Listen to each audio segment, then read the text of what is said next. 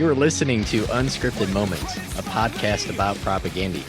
On this episode, we're discussing Supporting Caste, track number 2 on the 2009 album of the same name. So it's been a while since we talked about Supporting Caste, hasn't it? What was the last song we did? I can't remember. We did episode 23 with Lindsay from Frenzal Ram on Humane Meat, the Flensing of Sandor Cats. And hilariously, so this is episode 40, we haven't done a Supporting Caste song since episode 23. Wow. And interestingly, I was like, okay, that's a long time. So I went back and I looked, and we've done 4 failed state songs in the time since we've done our last Supporting Caste song. Whoops. So this is a big gap, and I'm delighted to be back to Supporting Caste. But, you know, I'm really glad that we're not ripping through Supporting Caste. Yeah, same. I feel like it's a treat to be savored. And I do think that we should also not do something from failed states for a while. Let that one simmer for a while, since we're already half done with that record. That's a good plan. But Keith, tell me a little bit about your preparation for this episode this week. What have you been up to? Well, I read a little bit about Kent Monkman's art, which I directly associate with this song. I found a PhD candidate's dissertation called Subversion Through Inversion, Kent Monkman's The Triumph of Mischief, which is the painting that is featured on the album cover of Supporting Caste. And I also did some reading from an article from Donald Grundy Jr., a historian of Yamasee heritage. And the piece is titled Teaching American Indian History, a Native American Voice. And while exploring those sources, I thought a lot about what I teach, what I leave out, what voices are highlighted, and when people are included, the context within history. Like, is it always tragedy? Is it always victimhood? Framings that often perpetuate myths and resign some populations to only being a part of the past and never allowing students or anyone else to see those people in the present. You know, it's so interesting that you bring that up, because when I was in a PhD program at the University of Missouri, I was a part of a study where we literally printed out the U.S. history standards for high school for all 50 states. And we went through and we coded all of those standards for mentions and dating of all First Nations and indigenous populations that were within the continental United States. And we came up with a study, which we published in 2015 in TRSE, which is Theory and Research in Social Education, which is like the leading research journal in social studies education. And we found that for the most part, U.S. history standards relegate First Nations and indigenous people to pre-Wounded Knee. So essentially, when you get to the 1890 turning point in American history, those populations are essentially cut off and removed from teaching beyond Wounded Knee. So then what happens is everything is relegated to the past, instead of, you know, being able to, you know, drive down the road and, you know, meet people who actually still are a part of these communities. And it wasn't really until I lived in Saskatchewan that I began to realize just how much I had like overlooked in the world, and how things and populations and people and cultures and languages and communities and music and food still exist and are still so vibrant and ever present around us. But growing up in Missouri was just completely shielded from view for me, and something that I was never really taught about. So doing that study and having lived in Saskatchewan, that was a major turning point for me as well. So whenever you say, you know, things like context within history, who is seen in the present versus the past, all those things are just resonating with me big time right now, you know? Well, what did you do for your prep? Because I'm sure it's pretty different from my note-taking. Well, so I did a little more simplistic preparation, I think. In preparation for this episode, I revisited Chris Hanna's Without Love episode on his Patreon. Oh, cool. And I hadn't listened to it in ages, and it is fantastic. So if you want the inside scoop on a lot of details regarding supporting Caste, you really cannot do any better than listening to that Without Love episode on Chris's Patreon. It has honestly delighted me watching Chris's Patreon subscriber number climb in the last 7 months as well, of us doing this podcast. Like, I think that we may have had an impact on the community growing over there, which I think is so cool. So if you were listening to this and you have signed up for Chris's Patreon because of us, thank you. That's so cool. And on that episode, Chris also tells the really cool story of Beeve joining the band, the reconfiguring in the band post Potemkin City Limits LP, and the recording and rehearsal process leading up to supporting Caste. The process at the blasting room is described in that episode that Chris did, which I think is a really nice compare contrast to the stories that JP Peters told on our Negretto episode, because I get the impression that Bill Stevenson and Jason Livermore work quite a bit differently with Propagandy than JP does. So it's really, really neat to hear Chris describe the blasting room process and then hear JP describe the process of Private Ear in Winnipeg on our show. So I really love that. So that's kind of what I did. Yeah, I'll have to go back and re-listen after hearing JP's interview. I 100% think you should, because the process that Chris describes at the blasting room could not be like, it's a pretty stark contrast compared to the recording that JP describes in the Negretto episode, which I really got a big kick out of. So something else that I really enjoyed this week leading up to recording this episode is revisiting the demos of this album that Propagandy have on their Bandcamp. And what really strikes me about this album and these demos is how dialed in this band was before they went to Colorado to record with Bill and Jason. An interesting difference between the demo version and the LP version of Supporting Caste in particular is the lack of the ambient intro in the beginning of the song. In the demo version, they just launch right into the da-na-na-na, da-na-na-na. Yeah. There's none of that at the very beginning. That's not there in the demo. So that was kind of cool. So I'm wondering if that was like a thing that got added when they got the blasting room and they were fiddling around and came up with that. So that was a cool addition. But another thing that's lacking in the demo version is the vocal line that includes, "If you're cast on thin ice, you may as well dance." So that singing in that quiet part in the middle of the song is not in the demo. So that seems to have come later when they went to Colorado as well. But otherwise, the song is the same. If you haven't checked out the Supporting Caste full album demos, you really should. I listened to the whole demos album and I noticed that This Is Your Life also is an instrumental on the demos. Which, you know what that means, Keith. When we get to the This Is Your Life episode, old Greg's going to have a go at ripping This Is Your Life. Man. And I so feel like I would be more comfortable singing one of those Todd songs compared to one of his actual singing songs. If I knew that you weren't so reluctant to have a go at singing, I would challenge you to a sing-off. But if anybody out there is listening and you want to have a go at singing over This Is Your Life, grab that Bandcamp demo, drop an MP3 into your Audacity or your GarageBand, and just let her rip. And if you come up with something good, send it to us, and maybe we'll put it in the This Is Your Life episode, because we're going to be recording an interview with our guest for that one in a few weeks. So I would love to hear some totally rockin' This Is Your Life covers for that episode. So anyway, that is, kind of my process this week. And I've got some other treats that we'll talk about after our interview. Yeah, well, let's get to our guest, Greg. Tell us about the guest this week. So our guest on this episode is Waubgeshig Rice. Wab is a journalist and author and husband and dad and sports fan and Propagandy fan. On Twitter, Wab and I were going back and forth all through football season because the Bills were kicking so much butt and Wab was rooting so hard for the Bills. But we were going back and forth on that. So, Wab, did a journalism degree at Ryerson University, and he's worked for a variety of news media outlets, mostly reporting for CBC News in Canada for his career.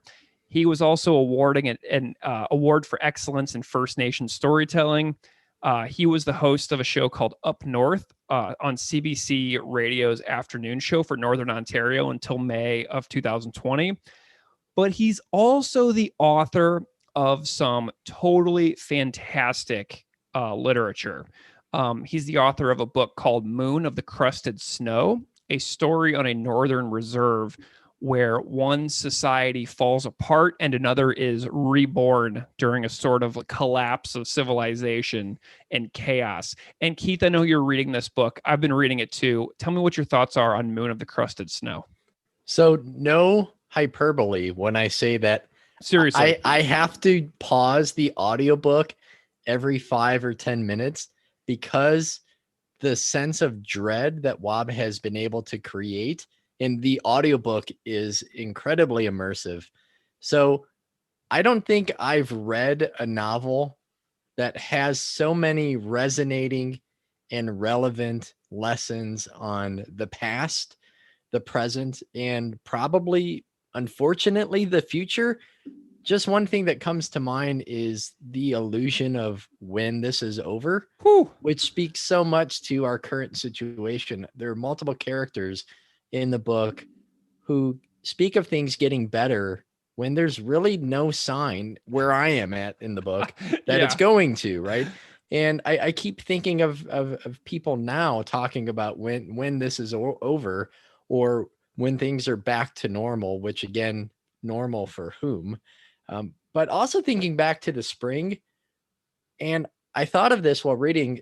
I think the first time in my life I was ever afraid of running out of food. Yeah. So when the grocery store shelves were empty, when people were making just mad runs and understandably, hoarding things and in fear of things shutting down even worse, not being able to get out. I mean, I had to plan meals for the first time in my life around what few limited things I could actually find. And there are personal connections like that, which make the story far more terrifying now that I've had just the faintest, this is the tiniest of glimpse of disruptions to what my normal is. But I think if I read this when it came out in 2018, some of those personal connections I wouldn't have been able to make. Well, yeah. And in my interview with Wob, we talk about how the book was very well received when it came out in 2018. But then after the pandemic hit, the book became a bestseller. Yeah. People found it, and it just like skyrocketed in popularity because of all of the obvious reasons of what we've been living through. And Wob's book is so real. There's so much real stuff in it. It's not like when you're reading like Margaret Atwood, Oryx and Crake, right? Where it's like there's like pigoons and like new species that have been developed, irresponsibly by scientists and laboratories that have escaped and are now running amok in society. Yeah, it's there's like no magical realism here. It feels like you are dropped in the middle of this reserve and you have to figure out what's happening. You have just as much information as everyone else, which is incredibly limited, figuring out what to do next. Absolutely. And like, I've been to, pretty far north in Saskatchewan. And when you are way, way out in the middle of nowhere in Saskatchewan in January, and it's like minus 50 outside, man, it is pretty surreal. Yeah. Because you know that one little thing could go wrong and you're dead. Yeah. Wow. So whenever the book is going and like there's this impending creep of winter in the beginning of the book, it's like you can feel that winter is coming down on you, and then things start to go wrong. And that is something that here in Buffalo, people were really freaking out about this year was when the pandemic was hitting in March, we had all of our warm months to look forward to. And so it was, reasonable because we were getting warmer every day. We were going out of winter. The bikes were sold out around here. You couldn't get a bike at a store. Yeah. And then this year, man, here in Buffalo, it's like people were kind of freaked because like we were going through the summer, and then every day that we would get into like September And then it was like starting to get down to like 60 degrees, and it's like the pandemic is getting worse and it's getting colder out. And you could just feel the existential dread and people like, oh my gosh, we're going to be in these houses. Like we have a minimum security prison that we're going to be living in for the next 6 months. It's like a sentence. Do you know what I mean? It's a sentence of time to live inside a couple of walls. But this book also gave me incredible chills. Like I felt our systems have a pretty tenuous hold for the last 5 years or so, as all of our norms have been challenged, institutions have been pushed pretty much to the breaking point. The emergence of a hopefully once in a century pandemic, and also demonstrated the power of bad actors and how effective bad actors can be at preventing a society from achieving something. Oh man, right. You know, so a bad actor on the scene and everything falls apart. The whole system just crumbles like a house of like a domino or a house of cards. Like one bad actor in there, boom, the whole thing falls apart. It's amazing the ability of one horrendous person to make everything absolutely fall apart. Like it's that really that easy. So, but no spoilers, but holy moly, does this book go through some wild turning points without magical realism, without unbelievable plot twists. Every plot twist is totally believable and creepy. So I cannot recommend this book enough. Waubgeshig Rice's Moon of the Crusted Snow. And side note, we talk about the audiobook in the interview, but the audiobook soundtracked a lot of my running miles for me during this insanely cold February we've had here in Buffalo. And Billy Maristy, the audiobook reader, does a stunning job, wouldn't you say? Oh, as I said, immersive. When I say immersive, obviously that has to do with Wobb's writing, but it also has to do with the feeling that you get from the narration from the audiobook. It is incredible. And Greg, I know that you bought the book. I found it through my library. So if you are on a budget, as I am now with a 2-month-old at home, you might be able to find it through your library apps like Hoopla or Libby or whatever, Overdrive, whatever you might use. Yeah, and Wob is so awesome. If you have Twitter, you can find him at WAUB, just Wob on Twitter. And his website is wob.ca. But we're not joking here, people. This book rocks. It starts off in such a loving and peaceful way. And the family dynamics are so loving and amazing and fantastic. And you can feel like this community, this supportive community, like this warmth that the community has. And then it all just goes to hell. And so you should check it out. But so Wob is on the show to talk about the song Supporting Caste. So we talk about Moon of the Crusted Snow. We talk about the art of Kent Monkman. We talk about the album and song Supporting Caste and why Wob loves Propagandhi so much. So let's get into this. Please enjoy my conversation with Waubgeshig Rice.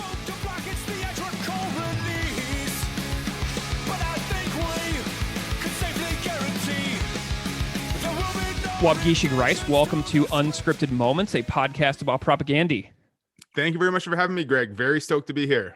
Wob, we are just delighted to have you as well. And, you know, just to kind of set the stage for our conversation today, I know that you have a super long career in journalism at this point, but I'm just digging into your work really for the first time. And my first real awareness of your work is through your novels. But I'm curious if you can just kind of tell the listeners out there who may not know, because we have listeners all over the world. Awesome. Say who you are, what you do, just to kind of make people familiar with who you are and what you've been doing with your life. Absolutely. It would be an honor.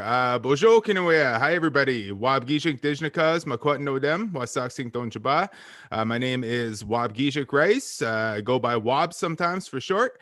And I'm a member of the Bear Clan of the Anishinaabe people, originally from Wasaksing First Nation. And that's a small island community on Georgian Bay near Parry Sound, Ontario. So about a 2-hour drive north of Toronto, Ontario. I currently live in Sudbury, which is classified as Northern Ontario, but it's only about a 4-hour drive north of Toronto, which is, nice. I guess short by Canadian standards, right? But we call this the North, and it sure is cold now. We got a lot of snow. But yeah, I am an author full time. I am currently working on my third novel, which is my fourth work of fiction. Mhm. And I worked a long time as a journalist, mostly in broadcasting and mostly for the Canadian Broadcasting Corporation, the CBC. So I was a TV reporter in Winnipeg, Toronto, and Ottawa. I moved to Sudbury with my wife and son about 3.5 years ago, where I got a job as a radio reporter here in Sudbury. Then eventually I started hosting the afternoon radio show for Northern Ontario called Up North.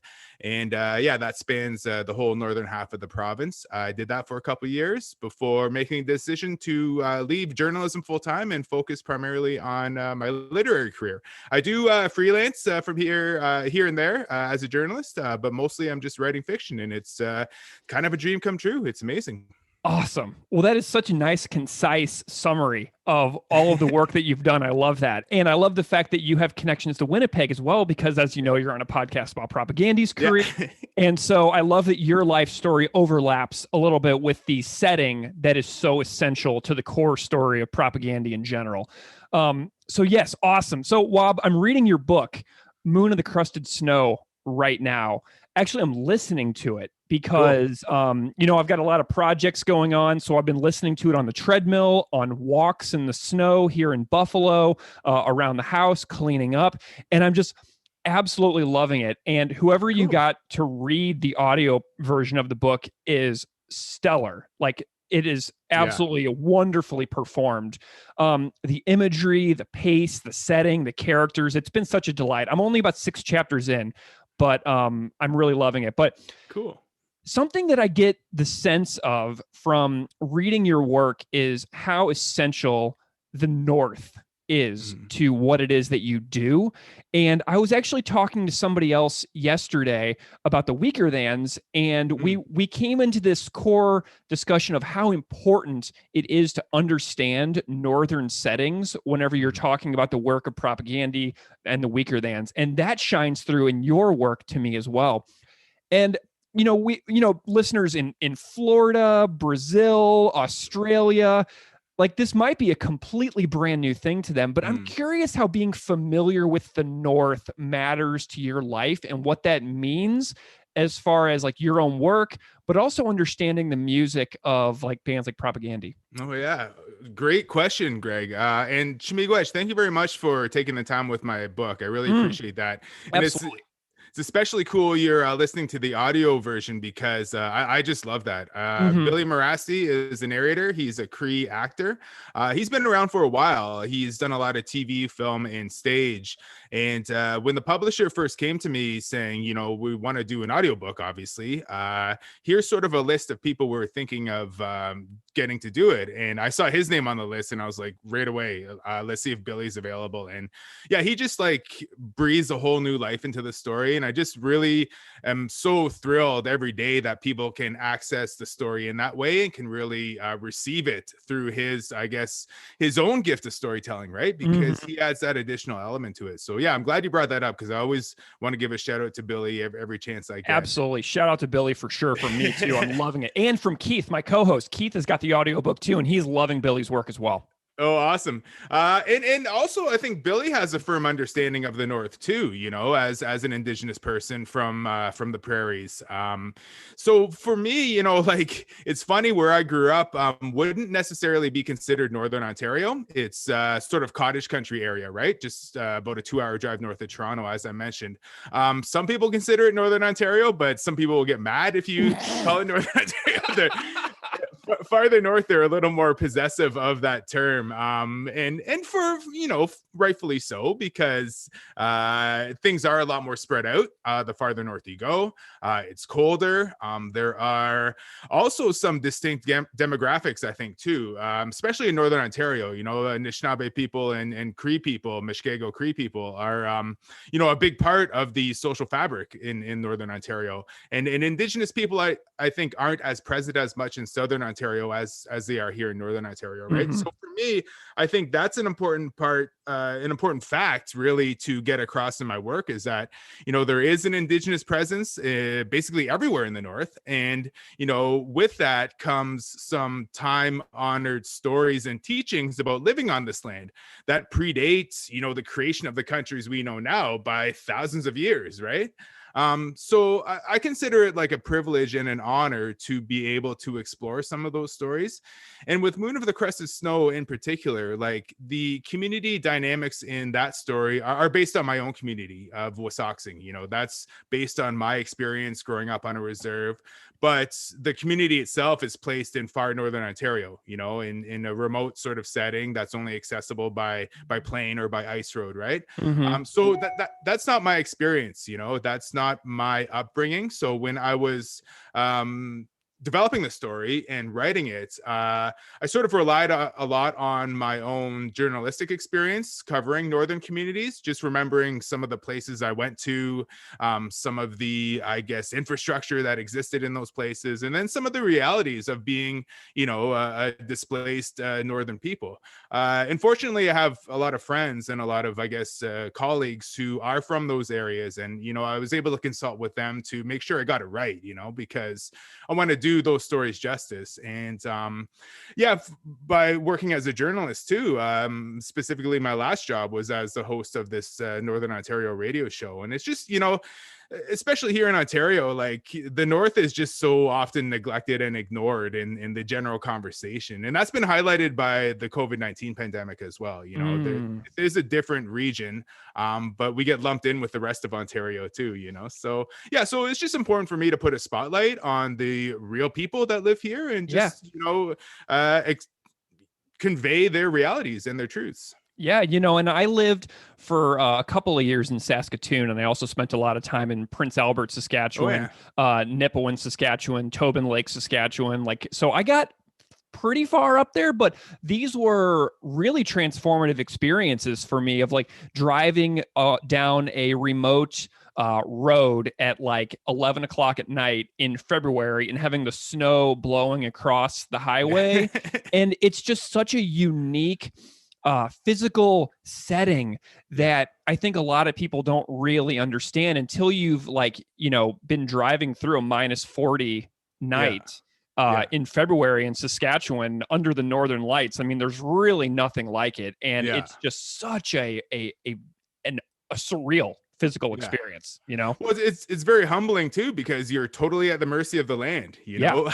You'll die. And you'll die. Exactly. So you got to be prepared. But part of that comes with like respecting it. And I get that from you, you know, it sounds clearly like you respected the place and you respected the land, and that, you know, being a part of it is a privilege in many ways. So understanding our place on the land is crucial. Yeah, you know, and it took me moving to Saskatchewan to actually start thinking about these things. So this was a really important period in my life, and I'm so glad that I had that experience, because now I think about the physical landscape in so many different ways, and I'm grateful, you know? That's awesome. Right on. Yeah, so in the novel, the community is cut off from the outside world. It's an Anishinaabe community, correct? In the book? Okay, cool. Yeah. And it's something that a lot of people may have felt versions of in the past 12 months, living inside of our homes nonstop with very little contact with the outside world. How has Moon of the Crusted Snow been received this year in the book? What's been going on? Because I have a feeling this story might resonate with the pandemic world that we're currently living in, with the isolation. Yeah, well, it's been life-changing, honestly. I left my job as a journalist because of the attention the book got, and you know, my agent was able to, I guess, harness some of that interest into a new publishing deal, into writing the sequel, you know. So as a result of that, I had to leave because I just couldn't work it all into my daily duties as a journalist, right? But it's been really wild. You know, the book first came out in the fall of 2018, and it got some good critical attention then, and generated some buzz. And you know, I was obviously very grateful for that. And it was just neat because it was the story that I was dreaming up for a while, because I wanted to, you know, explore a sort of so-called post-apocalyptic story from an indigenous perspective, right? It's something I always wanted to do. So having the book out there was just it was a dream come true in many ways. But as the sort of discussions around it went on, you know, I thought, okay, you know, this is really neat to have people, you know, relating with this book and, you know, taking it in different ways. But then when the pandemic sort of set in, you know, roughly a year ago, it just took off once again. It like had a second life breathed into it. I love that. Yeah, it's, you know, and I didn't expect that at all. And I've thought about it a lot, and it's really interesting to consider, you know, what would gravitate people towards a story like this in such a mysterious and scary time of crisis. But I think what it is, like Moon of the Crescent Snow, of course, is a story about a world ending and another one starting over, and you know, all the confusion around that and all the tragedy and trauma around that as well. But you know, what I really wanted to try to get across was an underlying spirit of hope, right? There was something to look to throughout the story, and I think maybe that's what people sort of latch onto in the story. But of course, there are the examples of you know, panic buying and just general mystique around, you know, a world-ending event like this. So you know, that I guess people, when they're freaked out, they like to be freaked out a little bit more for some reason. Yeah, and I stood in some of those lines in some of those grocery stores back last March whenever things started getting really hairy, and it was very bizarre. Like the feel, like people were like exuding the stress and the fear that they were feeling, like in line next to me at the store, and we were all like looking at each other like, oh my God, get away from me. Yeah. It was so crazy. But you bring up speculative fiction and obviously a propaganda reference as well, which is fun.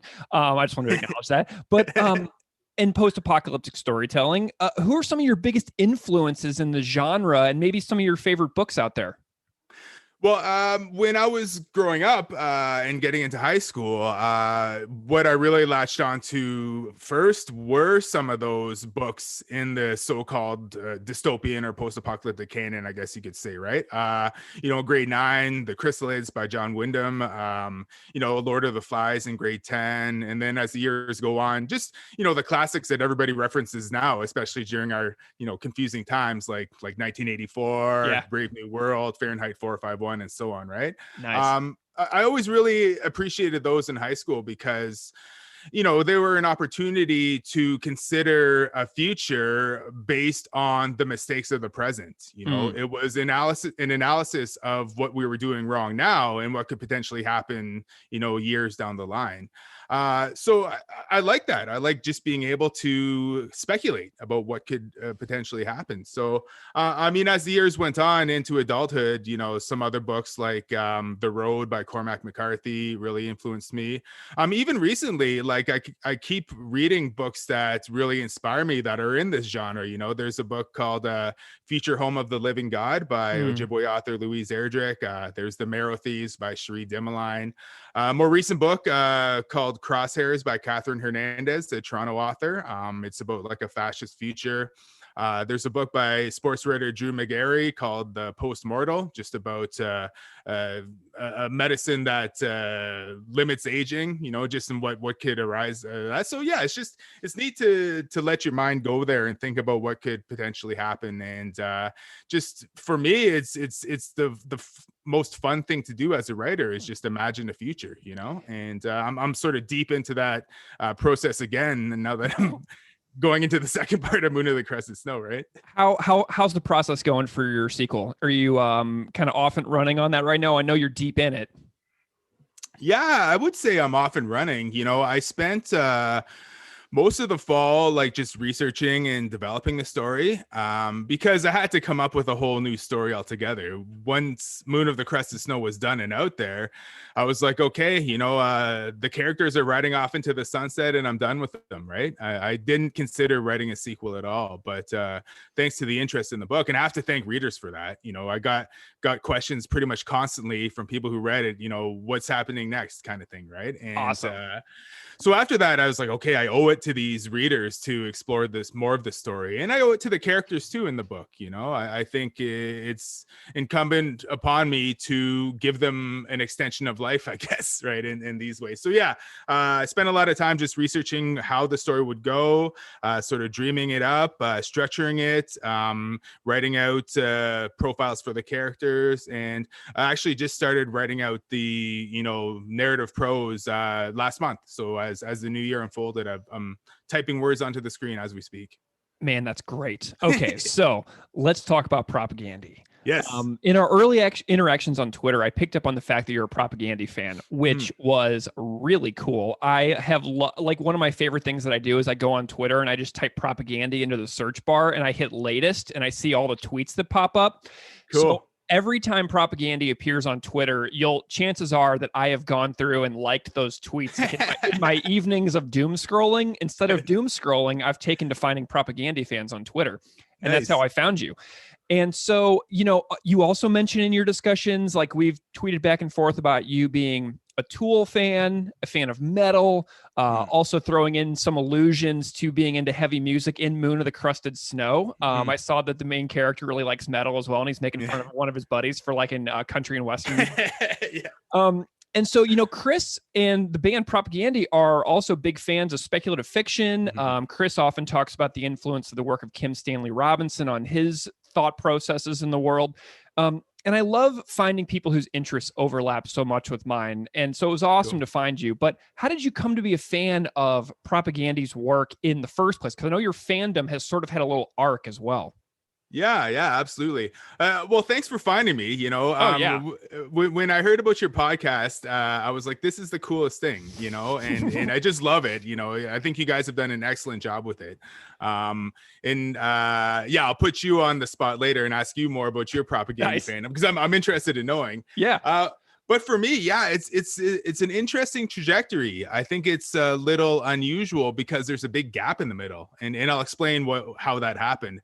So when I was in high school back in the 90s, I mostly listened to like mainstream heavy metal and hard rock, right? Like, Nine Inch Nails, White Zombie, Pantera, Tool, Rage Against the Machine. And, I was an early teen in the earlier grunge years, right? So that's mostly what I listened to is just that accessible heavy music, right? Because growing up on the res, we didn't have like access to underground music. We didn't even get Much Music, which is like the music video station in Canada. And we didn't get any sort of popular music radio stations, right? So that was my, main channel for music, was just what was coming out of the mainstream.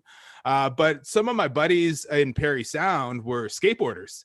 I wasn't a skateboarder, but we hung out and we're cool and all that. And they listened to a lot of the music associated with skateboarding back then, like skate punk, like NoFX, Lagwagon, Bad Religion, everything else, right? So I really liked NoFX and just listened to them here and there. And a buddy of mine, he's like, well, you should listen to more of this kind of music. And he gave me a Fat Records compilation called Survival of the Fattest, and put it on, listened through it. And it's like, oh yeah, I can dig a lot of this. But then one song came up and it was You Thought Nation States Were a Bad Idea by Propaganda. And immediately I was like, what is this? This is amazing. Like immediately like these political declarations, right? And this really like attitude soaked punk rock. And as mentioned, I was a huge fan of Rage Against the Machine. So I had sort of that political, I guess, leaning in my music. And then hearing this for the first time, it was like explicit, like Rage Against the Machine was, right? Explicitly political. So it's like, this is my kind of music. I am into this. So I went out and somehow got my hands on that album, which is the Let's Talk More Rock one. And it had like all those statements around the border, right? Yeah. Just like explicitly proclaiming, what they were about. 100%. Yeah, it was like, wow, they're literally wearing it on their sleeve, So I heard that, loved it, and then went back and got the How to Clean Everything album, and I really dug that too. Just listened to those a lot throughout the rest of my teen years.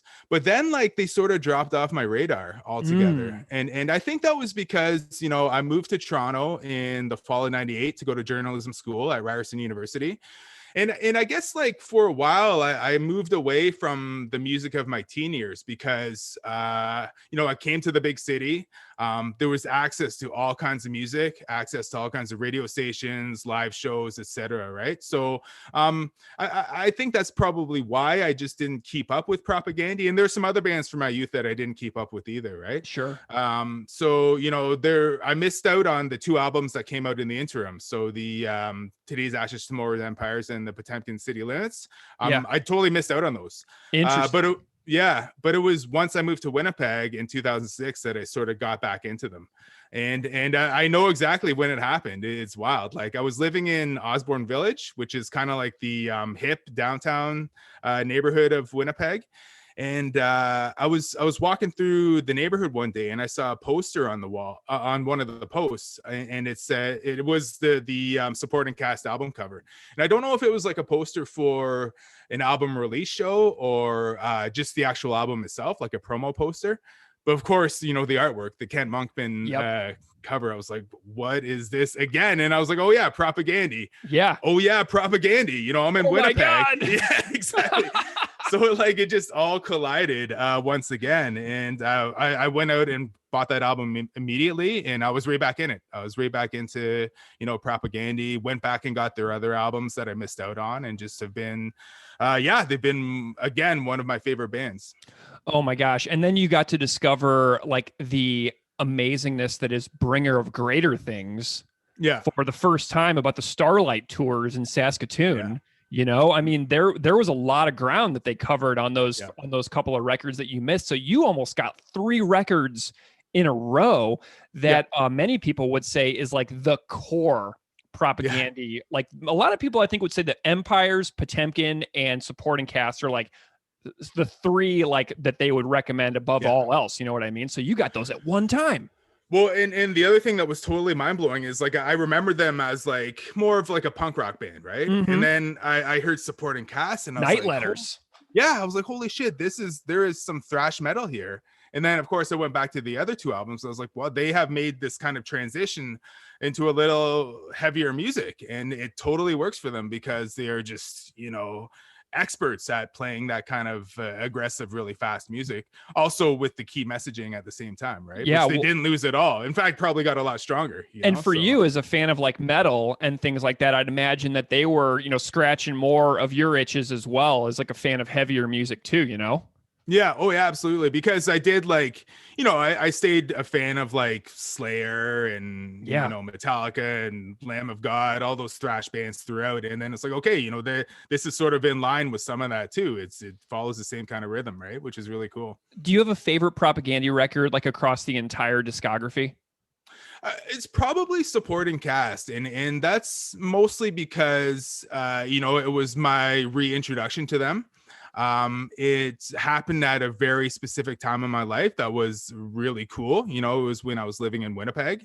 And, also at that point, I was able to engage with them on social media. Right.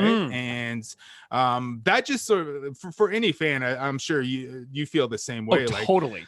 To have some kind of interaction with your favorite band is just, the coolest thing, whether it's on Twitter or Facebook or whatever else, Yeah, so, totally.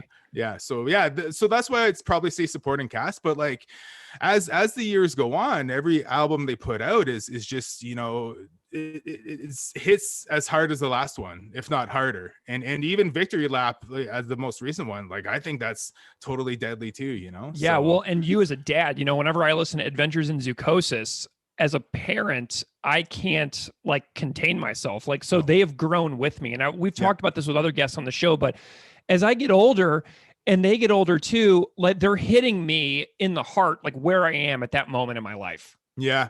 And Failed Imagineer too. I see that also as an important song about fatherhood and masculinity. And I'm a dad of 2 boys, and it's like, wow, thinking back to the conversations I had with my own dad, and yeah, exactly as you say, they're it's like we're following them through life in many ways. Right. So.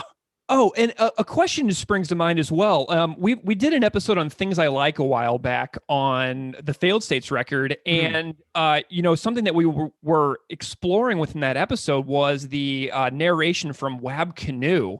And I'm wondering if you had any thoughts on hearing Wab's voice pop up on that record in 2012 as well. Oh, it was super cool. He and I are good buddies. We first really started hanging out, when I lived in Winnipeg there. And, his career has taken off in like so many different ways. Right. But I left Winnipeg in 2010, and Failed States came out in 2012, I think. Right. Yeah. So I didn't know he did that, but when the album came out, I was like, I texted him right away. I was like, holy shit, I didn't know you did this this sort of spoken word thing in Nishnabemwin for the new Propaganda album. And he's like, oh yeah, it was totally awesome. And I knew that they were kind of buddies all along, which is really cool. But yeah, just the fact that they have the sort of inclusive minds to put this monologue in our language, centerpiece of one of their songs and one of their records, is just the coolest thing. And I think that really speaks to the generosity that they embody as a band and just the open-mindedness that they want to share with their fans and really the rest of the world. Because they know their place, they know their responsibility as settlers in a place like Winnipeg. That they should include someone's voice, an original voice from that land, which is really neat. I love it. So how many times have you seen Propaganda live? Like, do you have any stories or memories that stand out to you of seeing them? Well, I've only seen them 3 times in Ottawa, all 3 times. Interesting. And okay. Yeah, funny story is because when I was a fan back in the 90s, I didn't really go to a whole lot of shows back then when I was a teenager living on the res / small town Ontario.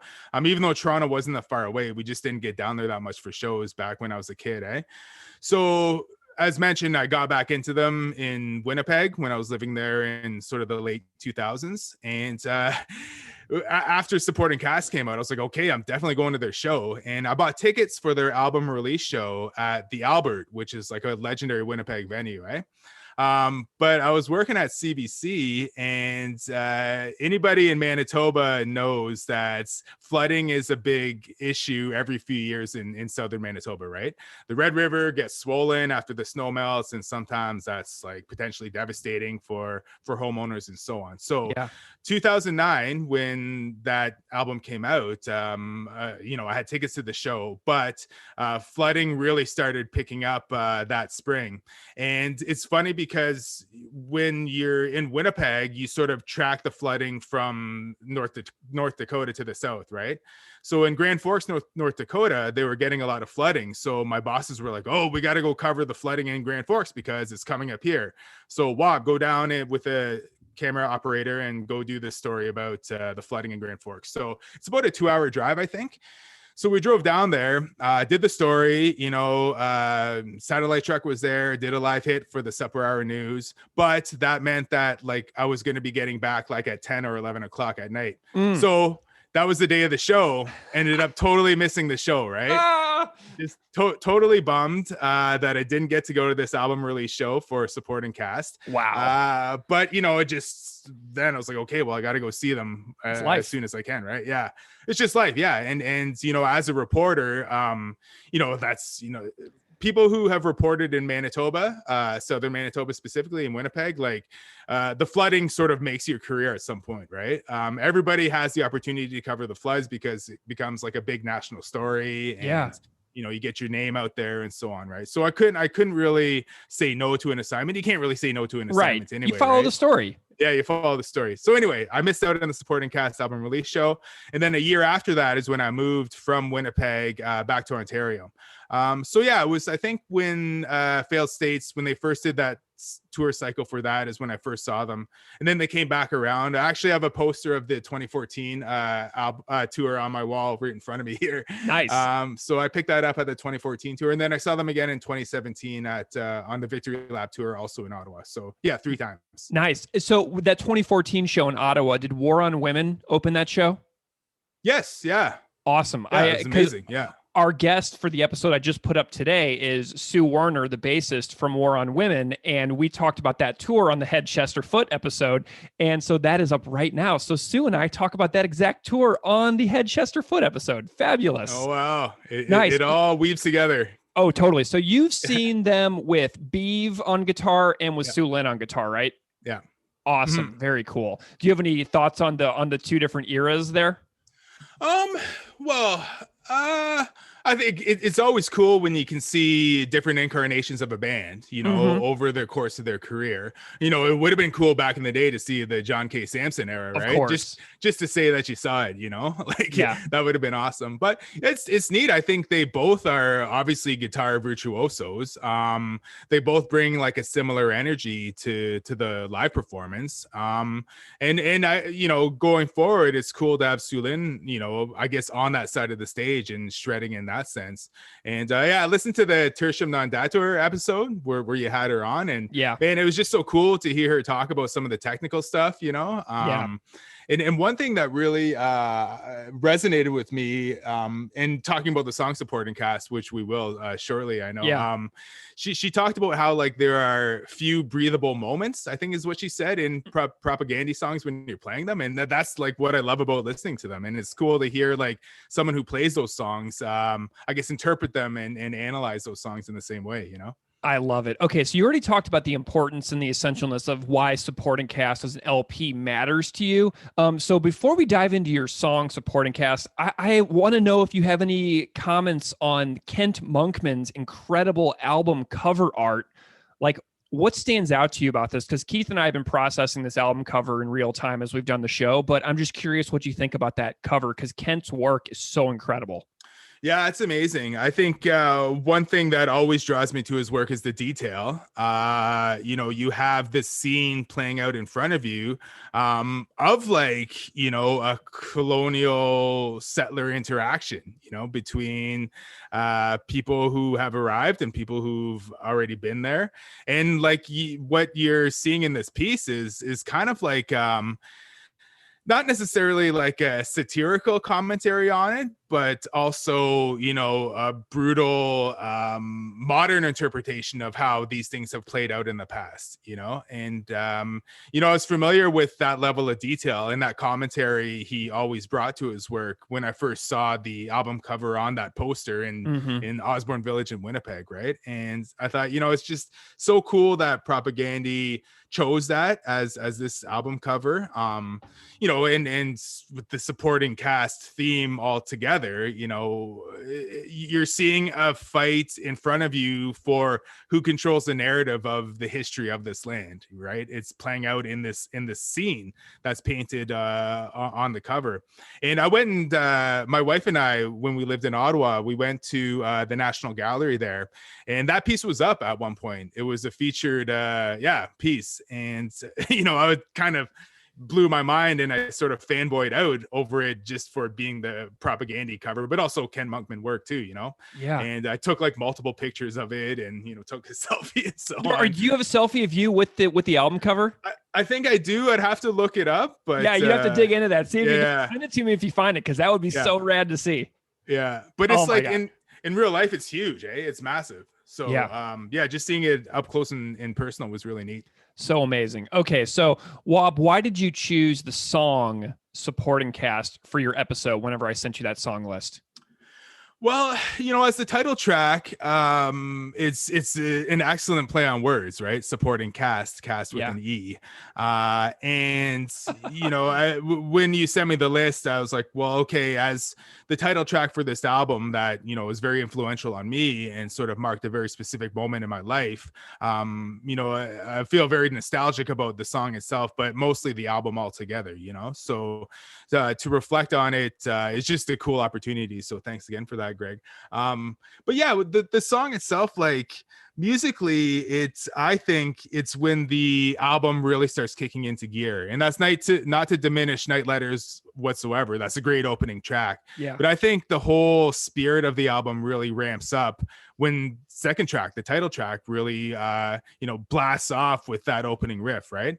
So of course it has that sort of ambience introduction with, like, you know, that picking of that chord, and then the volume swells on the guitar, but then it just sort of blows wide open into this really energetic riff, you know, that is typical of Propaganda, because it's, you know, you can't really put a finger on how you can't put a basic sort of perspective on that riff, on any of their riffs, because they put so much into it, right? They're so layered.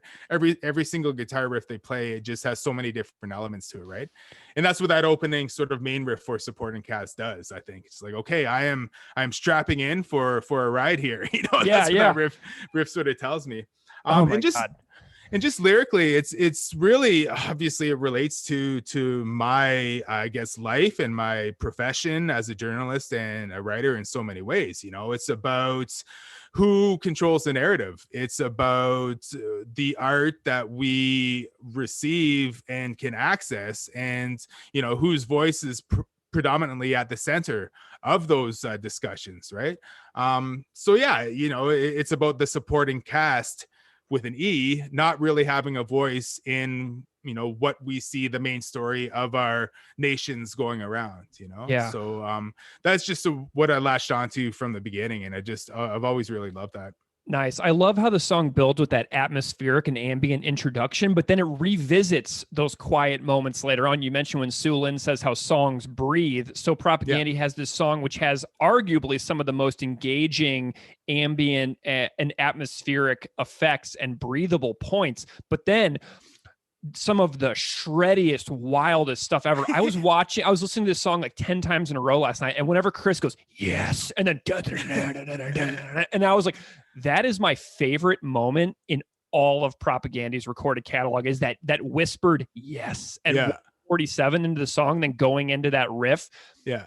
It's my favorite moment on any Propaganda record. And I am just declaring that here and now, that whispered yes into that riff is my favorite moment in all of their records. So I'm so stoked at how much you like the layering of this song, because I love the quiet, the loud, and then the quiet, and then the loud, because it really has movements within the song. Like, to me, there are like 4 distinct sections of this song. Yeah. And the 4th section starts off with a into that outro section. Can't believe it. It's such a wild song. But like a lyric that really resonates with me because of the cover art is this one: because history exalts only the pornography of force, that of murderers and psychopaths, the rest of us, of course, stricken to the narrative wholesale, a backdrop to the tale. It's just so amazing how it's like this history is told by the conquerors, and everybody else is just cast into the shadows and forgotten about for centuries until we force those stories to be retold. Does that make sense? Totally makes sense to me. I think that's a bang on interpretation of what that part of the song is. And, for someone like me who's really tried to advocate for, I guess, so-called marginalized voices in mainstream media, in the literary arts, and so on over the years, that is the ultimate truth of the stories that exist, in our mainstream culture. It is a pornography of force, especially stateside. I think the history that a lot of people learn in school is one of forcing democracy in some ways, right? Which is like a paradox now. Yeah, exactly. It is. And then everybody who's been overcome as a result of forcing that rule never gets to tell their side of the story, or hasn't historically.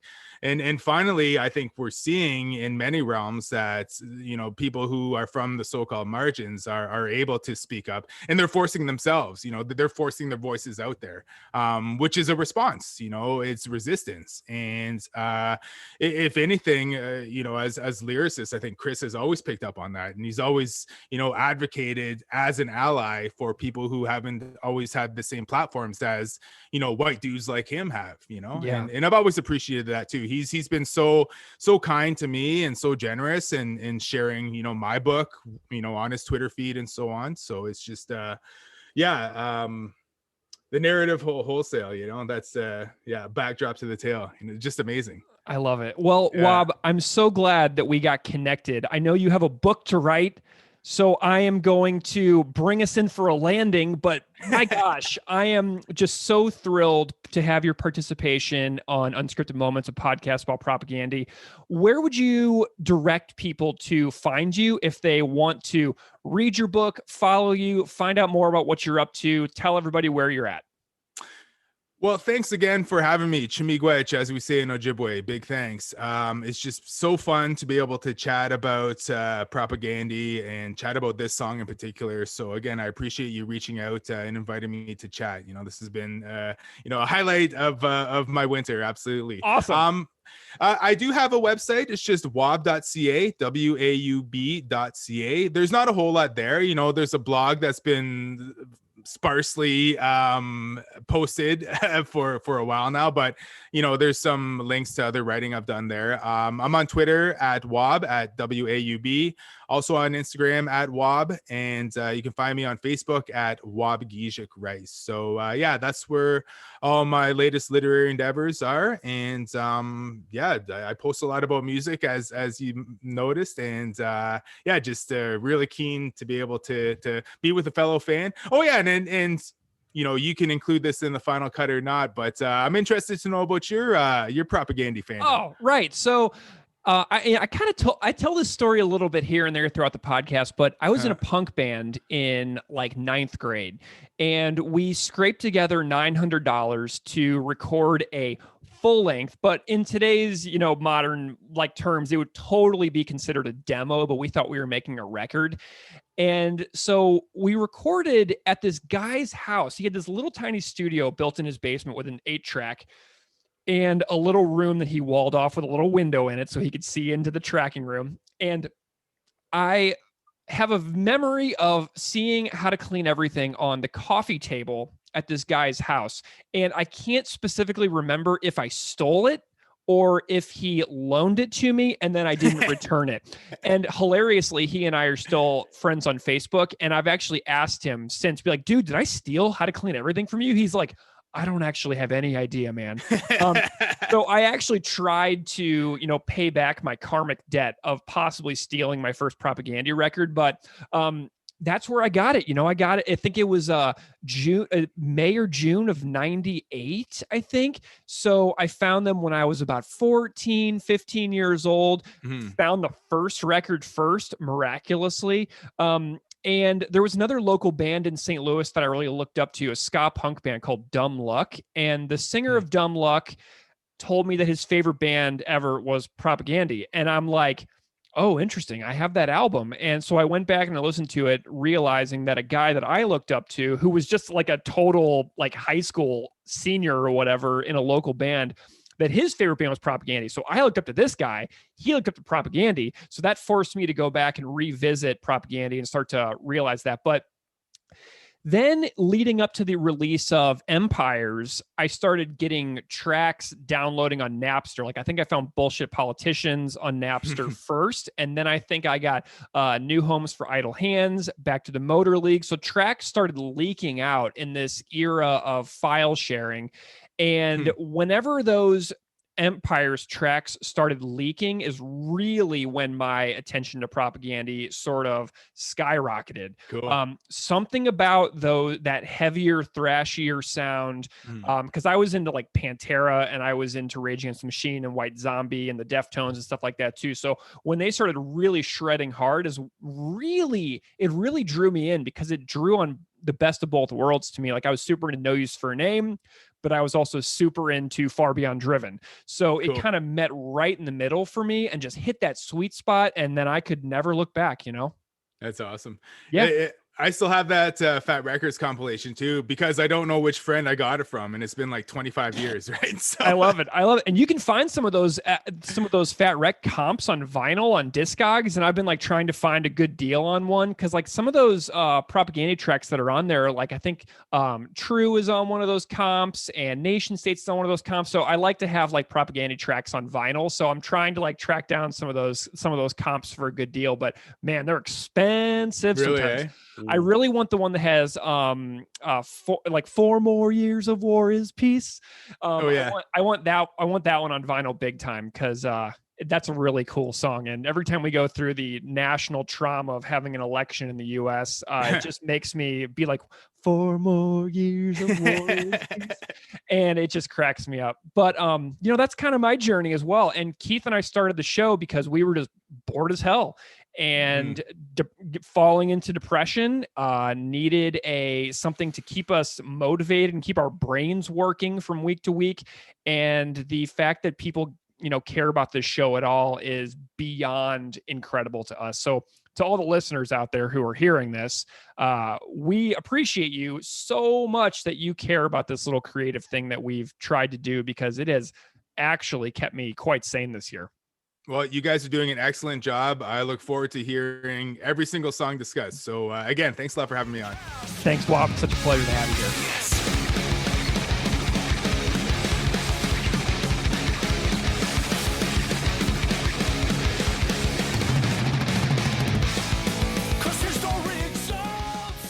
All right, so that was my chat with Waubgeshig Rice. Thank you so much, Wob. Please go find Wob on Twitter at Wob or online at wob.ca and check out Moon of the Crusted Snow. We promise it's really, really, really great.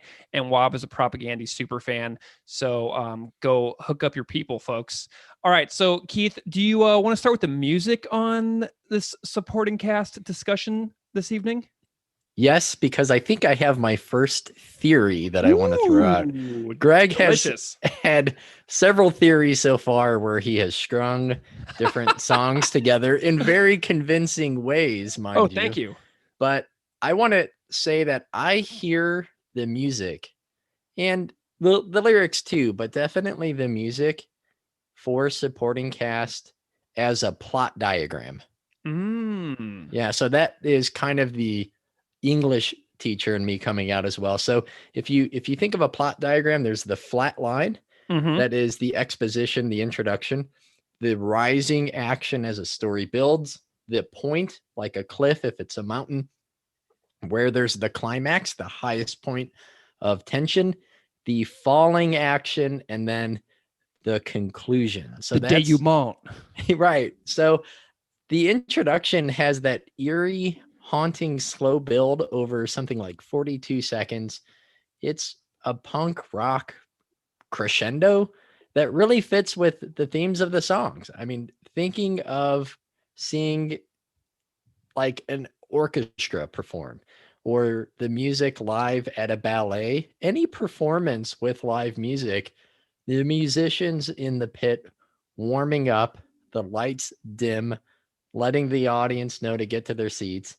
And I don't think I really appreciated this mini overture until probably actually seeing like real symphonies and orchestras perform live, like the Chicago Symphony Orchestra, or performances in Chicago, like the Goodman Theater. It very much has that the show is about to begin, get to your seats, and especially given the lyrics, like the inner suite, supporting cast, theatrical release, those themes of a film or a production. So the rising action then from the introduction, this is from the 43-second mark onward, the verses that introduce the conflict. The music just builds. There's the riff that leads into the vocals. It has a really killer tone and a style that I associate directly with this album. A really unique, sharp sound and chords, again, higher up on the fretboard. So it goes to show that like heavy music doesn't have to be heavy, right? Think of all of the different places where Chris and Beeve are, or how many really amazing songs that they have that are heavy, where their capo's on like the fourth fret. Yeah. So I found an older review that reads, the overall sound of supporting cast is more of a combination of their last two albums. They've been progressing with this heavier approach ever since the riff-heavy Today's Empires, Tomorrow's Ashes, and combined it with the more technical approach of Potemkin City Limits. And I think that really fits that section perfectly, the rising action. And then there's the climax. I think the climax is specifically Chris singing, no breaking of legs, no recurring roll, no artistic control. That part right there is the peak. It's the climax. It's the zenith. So things feel like they're about to pop at this point. There's just so much tension from the lyrics and the music, which has just built and been pulled taut. Then the song just kind of grinds to a halt. You have the falling action then. It loops back to this feeling of ambient atmosphere, as you said, that was added in that wasn't in the demo, where you have soft guitar melodies. There's really minimal drums. Now there are whispered vocals, a bit of calm after just a flurry of riffs and ideas. And then the conclusion, the resolution from that last catchy riff, which Greg was actually singing when I logged on to Zoom.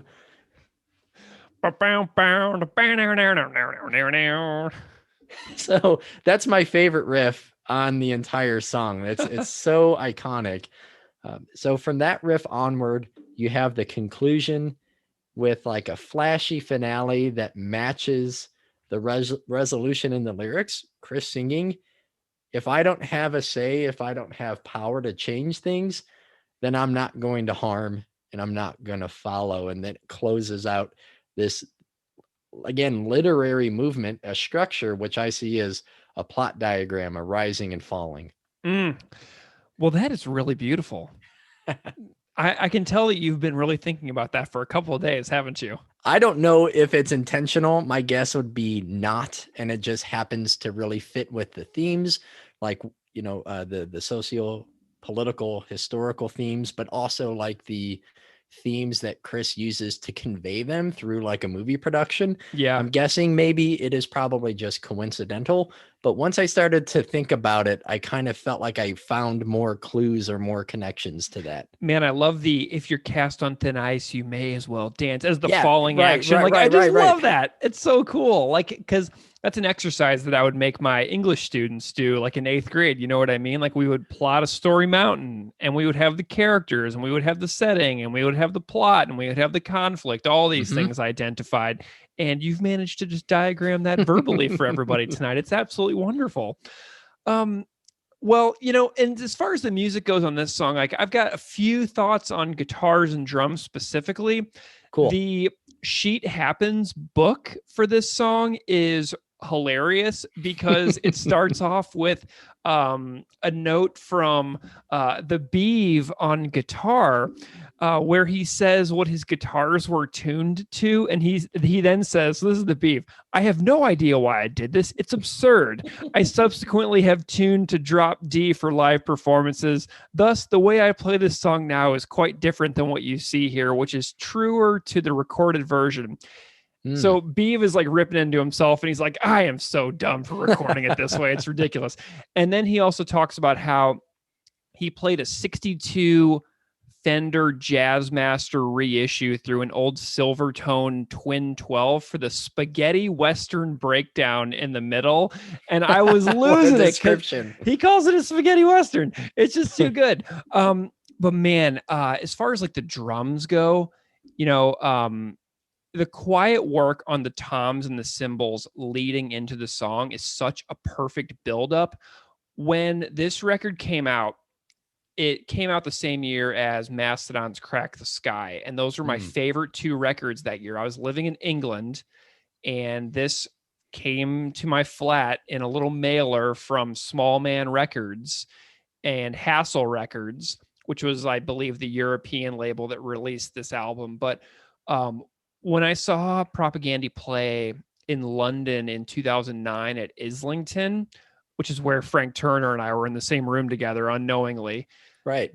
They opened with this song and it was freaking amazing because they came out and the lights were just those red stage lights and it was so dark and they launched in that riff and it just sets the tone, man, that build up. And then the lights just went boom and it goes da-da-da-da, da-da-da-da. And I was like, oh my God, this is the greatest thing I've ever seen. So they opened with this and it was just so effective. And like the drums on that part where the riff comes in before the vocals is outrageous. in that tempo that Jord is playing, like the way he's hitting that snare and hitting those cymbals, like he is all over on like 5 different cymbals going in such a distinct pattern. He hits it in such an interesting and non-obvious way, the way he varies between the cymbals, especially when he hits like the bell on the ride and then into the china. Like it's just so wild. But I remember a comment I made back on the duplicate keys episode where I mentioned a critique I heard about the Jord is too cymbally. But after watching that Mosh Cam Sydney video, which shows Jord super up close, I was just blown away at how purposeful and additive Jord's cymbal work is right when the riff comes in on this particular song, before it goes into the super fast part, and I was watching that Sydney Mosh Cam video just a little while ago, and the crowd was just standing there in the video watching them. So they're up there playing supporting cast and just ripping, and the crowd is just literally standing there, arms folded, watching them. And I don't think it's because they're not into it. I think it's because it was 2009, right when this record was coming out. Yeah. And they couldn't believe what they were seeing. Do you know what I mean? Like that's right. How unreal this song is live. You just stand there and you just slack-jawed, gaping, moronic face, just like almost like, drooling in your stupidity because they're just like destroying your brain cells by watching them actually perform this song. It rages that hard. But I love the feel of the drums under Storm, the edit suite, moved to block its theatrical release. Yeah. Man, Jord is working. And the last minute of this song on the drums is such a wild journey, especially the toms and china cymbal hits after Chris sings the last line. Dude, it just slams so hard. And like in my expensive headphones, when he goes boom, ba, boom, ba, it just sounds like Jord is hitting like the biggest drums ever made for a human to hit. And it's just so impressive what Jason Livermore and Bill Stevenson were able to capture on this drum recording, because when he's going and those drums that he's going back and forth between those big toms and the china hit, it just feels like the drum set is like the size of a room.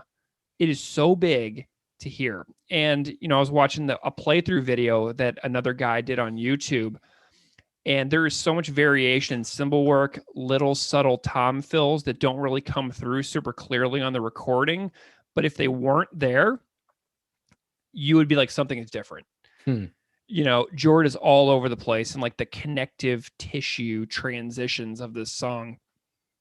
And he does so many overlooked things on such a wide variety of cymbals and floor toms that it's hard to quite tell every little piece that he does. But it's just so amazing. And then the song comes to a conclusion with like that song, like that book end approach with it's the same riff in the intro and then the same riff in the outro. It's such an awesome front cover and a back cover to the song, extending your metaphor of the literary story mountain, Oh, man. So, and then that brings me to the guitars. Okay, so the guitars, like the fantastic ambient intro with this over the cymbals is so great. And like I said, it wasn't in the original demo version, so I don't know where that intro comes from, but I'm so glad that they added that in. And, this song isn't the wildest propagandy guitar song. Like, I think that like something like Purina is like a little crazier. Yeah, agreed.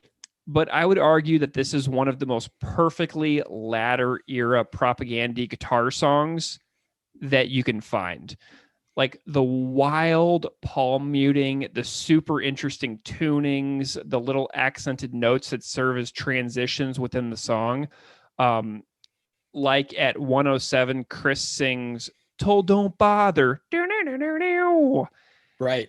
It just really showcases what this band became capable of after adding a second guitarist of Beeve's caliber to the band. Like, and Chris telling the story of Beeve bringing new riffs to the band in that Without Love episode he did on Patreon really accentuates just how important that was to breathing new life and riffs and style into this band. And then that wild riff after the whispered yes. Oh man, yeah. Dude, Yeah. okay, that riff after the yes makes me just want to drive 100 miles an hour down a highway in July with my windows down, like in the middle of the desert. So I have a thought experiment for you. If you're listening to this song in your car, blaring full volume, where do you picture yourself driving right now? Oh, geez. There's like this divided highway that runs along Lake Michigan near me that is kind of surrounded by trees and open area, and there aren't a whole lot of houses or developments. It's either that, or when this album first came out, I actually ran a lot to it. Oh, nice. You lived in the UK. I lived in Ukraine at the time. I mentioned before that I had to go to my site mate's school to be able to download it. And that was one of the few things that got me running. And not to say it's like a running album, it's obviously so much bigger than that, but it made me enjoy running. And every time that yes came and that riff that follows, both of my hands are up and they're like squeezing the invisible oranges.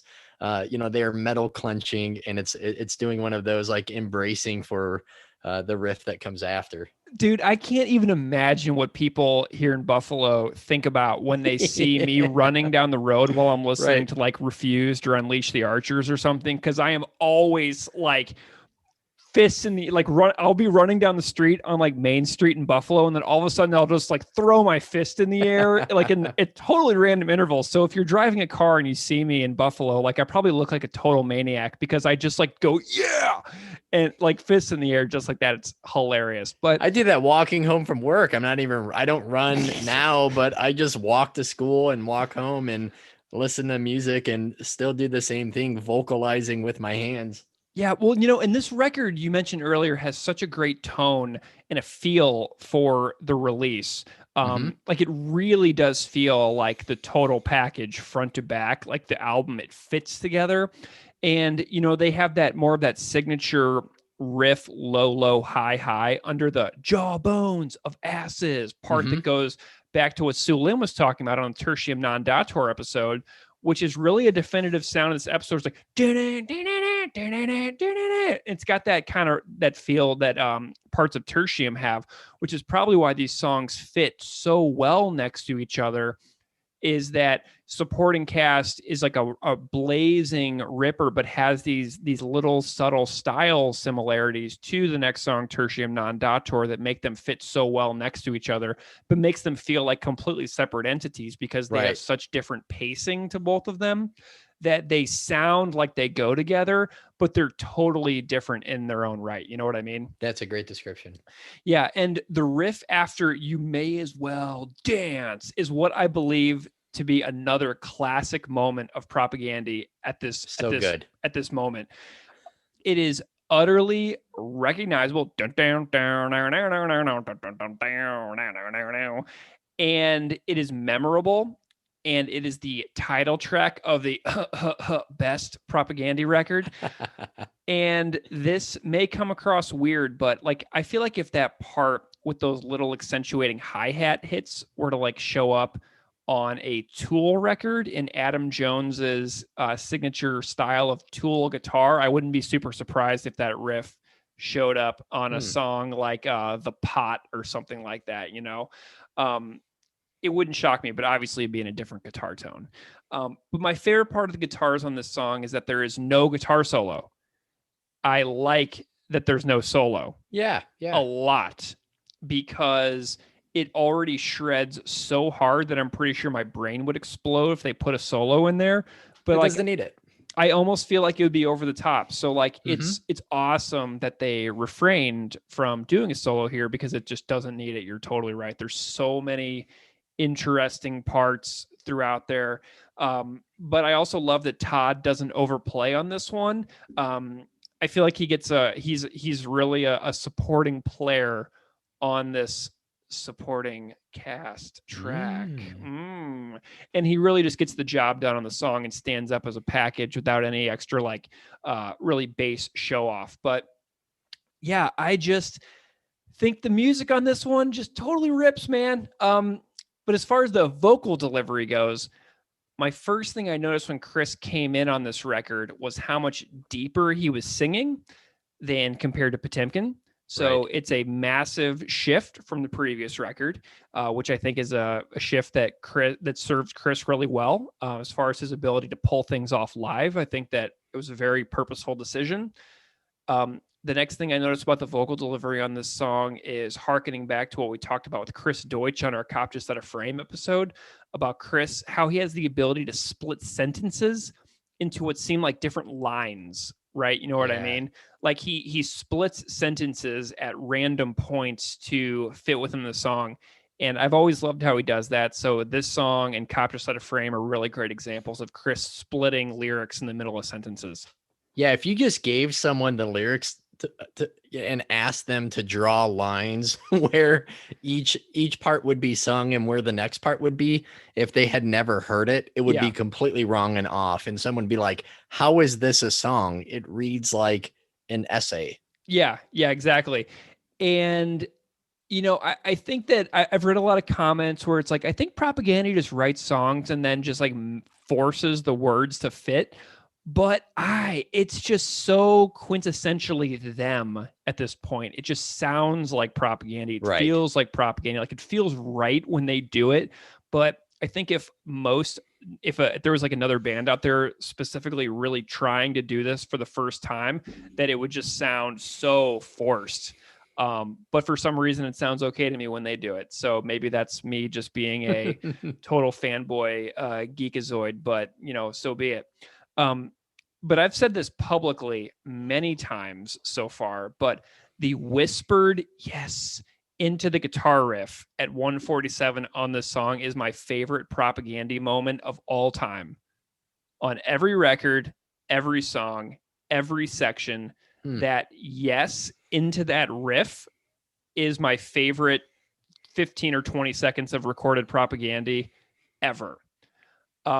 So it's really hard for me to be objective about this song whenever I know that it contains my favorite moment in their entire discography. You will only hear me say this about this song too. I'm sticking to this. This is my favorite moment. I'm not saying it's my favorite song in the whole package, right? But it's my favorite moment. And hilariously, on the Bandcamp demos that Chris put up, he goes yow on the demo where the whispered yes goes on the recording, which cracked me up. I was comparing the two versions.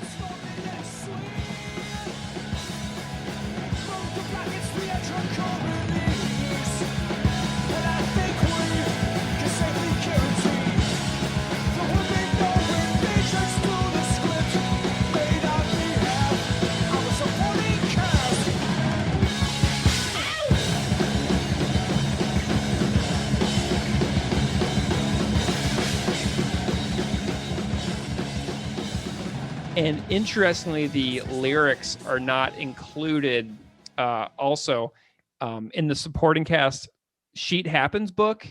So it's hard for me to follow a lot of the music in the book. But that said, there's no lyrics in the Sheet Happens supporting cast book, but the yes is in the book.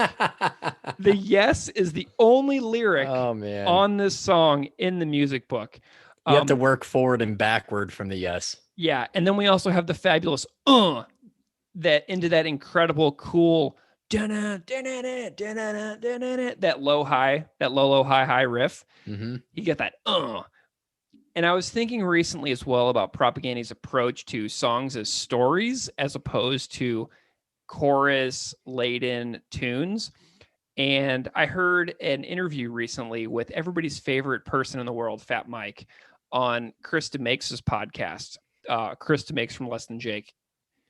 And Fat Mike was talking about how he doesn't like choruses because it breaks a plot and a storyline of a song. So if a song is telling a story and you're singing the same part 3 or 4 times throughout a song, you're breaking the plot of the story, right? You're revisiting things that have already happened in the plot. So that's why Fat Mike was saying he doesn't really care for choruses a ton, because it breaks the trajectory of a story. You know what I mean? So if you retell the same part of the story again and again, it tends to bore the audience and you interrupt the forward momentum of the plot. So I think that's why this song feels so much like a story to you, because there's no interruption in the plot of the story. So obviously I'm not like inherently against choruses and songs or anything, but it made me think about how songs are stories, and that I'm glad that some bands like Propagandy have songs like this that don't break the plot and keep the story moving forward at a consistent pace. Do you know what I mean? Oh, absolutely, too, because it's also not repetitive, because nothing repeats. So you can listen to it again and again without getting tired of a hook, even if the hook is memorable, it's well written, it's catchy, and it's well performed. Yeah, exactly. So do you think we should dive into the lyrics a little bit? Yeah. Okay. Do you want to start off? Do you want to talk about the first line of the song? I could take the song literally sentence by sentence to discuss the lyrics. Well, I wanted to address first, I mentioned Kent Monkman's The Triumph of Mischief. So the artwork that is shown on the cover of this album. And I wanted to give a little bit of information about that, because that's directly how that's what I see connected to the most. Like, this song, I think, is the most direct line to the album cover. And not just because, the album itself is called Supporting Caste, but to give some background information, Kent Monkman is a Manitoba born, Toronto based artist of Cree and Irish ancestry. He works in different media. He combines, subverts, and reverses roles and histories and portrayals of historical events, even things in film or in 19th century art, through the lens of like romantic era painting. And at the center of that, how indigenous peoples are depicted. So a description I found states, using these conventions, he constructs new stories through images that take into account the missing narratives and perspectives of Aboriginal peoples. His work furthermore explores stereotypes of masculinity and queer culture through the construction of witty situations and scenarios that use sexuality as a tool for challenging the authority of these established histories.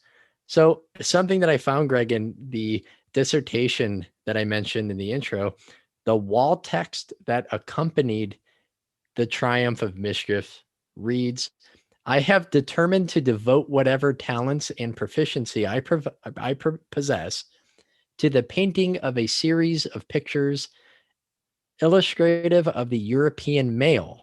The subject is one in which I have felt a deep interest since childhood, having become intimately familiar in my native land with the hundreds of trappers, voyagers, priests, and farmers who represent the noblest races of Europe. And this text is adapted from a description by an Irish born Canadian painter known for his depictions of First Nations peoples in North America. So, I mean, taking that description, switching it out makes you realize how condescending and how, I don't. I totally understand what you mean. So it flips the script, right? Because we think about how many artists in the past have depicted other cultures in a way, and we never question that it's okay for them to do so. But Monkman kind of flips that script, and then people are like, "Oh, wait a second, you can't do that," even though it's what white European cultures have been doing to other cultures all over the world for hundreds of years. Right, trivializing people and not understanding or trying to learn about the complexity of their language and culture and histories and religions, but seeing it more as an interest or a hobby, right? Kids who collect rocks, or they might learn about, a particular animal or dinosaur. It no longer sees them necessarily as complex peoples. And so a description I found about these flipping of roles and who gets to portray whom reads, Monkman applies post-colonial and postmodern strategies to challenge and undermine existing paradigms and stereotypes regarding Native Americans. And again, this really connects to me to the major themes of supporting Caste, the song and the album. Who controls our understanding of the world, our understanding of others or of history? And what have we been taught? What have we internalized about history? National myths also, or marginalized communities? And how have dissenting voices and narratives been silenced? And are we even aware of it? So Monkman is making a lot of statements with this painting, taking control of the narrative, inverting hierarchies, casting off monolithic depictions of First Nation peoples, especially the erasure of sexuality and gender roles. He oftentimes uses humor. And although, again, it's the album title, for me, I've always drawn a direct line from the cover to this song in particular and the lyrics. And I want to say, like, before we get into the specific lines, a follower I saw responded to you this week to something that you wrote on social media, Greg. Lucky Bones tweeted, I teach middle school history, and since probably 2010, I start each year by having my classes listen to and analyze the lyrics of supporting Caste to talk about how we'll study history in my classroom. So if I drop the ball, at least I'll turn them on to propaganda. And, this is so important, using the lyrics or not, to guide others in understanding history as interpretations of the past. And those interpretations have limitations. They promote narratives. They leave out perspectives and insights from entire populations. And I read this quote from Howard Zinn before, but it fits so well. He said, my viewpoint in telling the history of the United States is different, that we must not accept the memory of states as our own. Nations are not communities and never have been.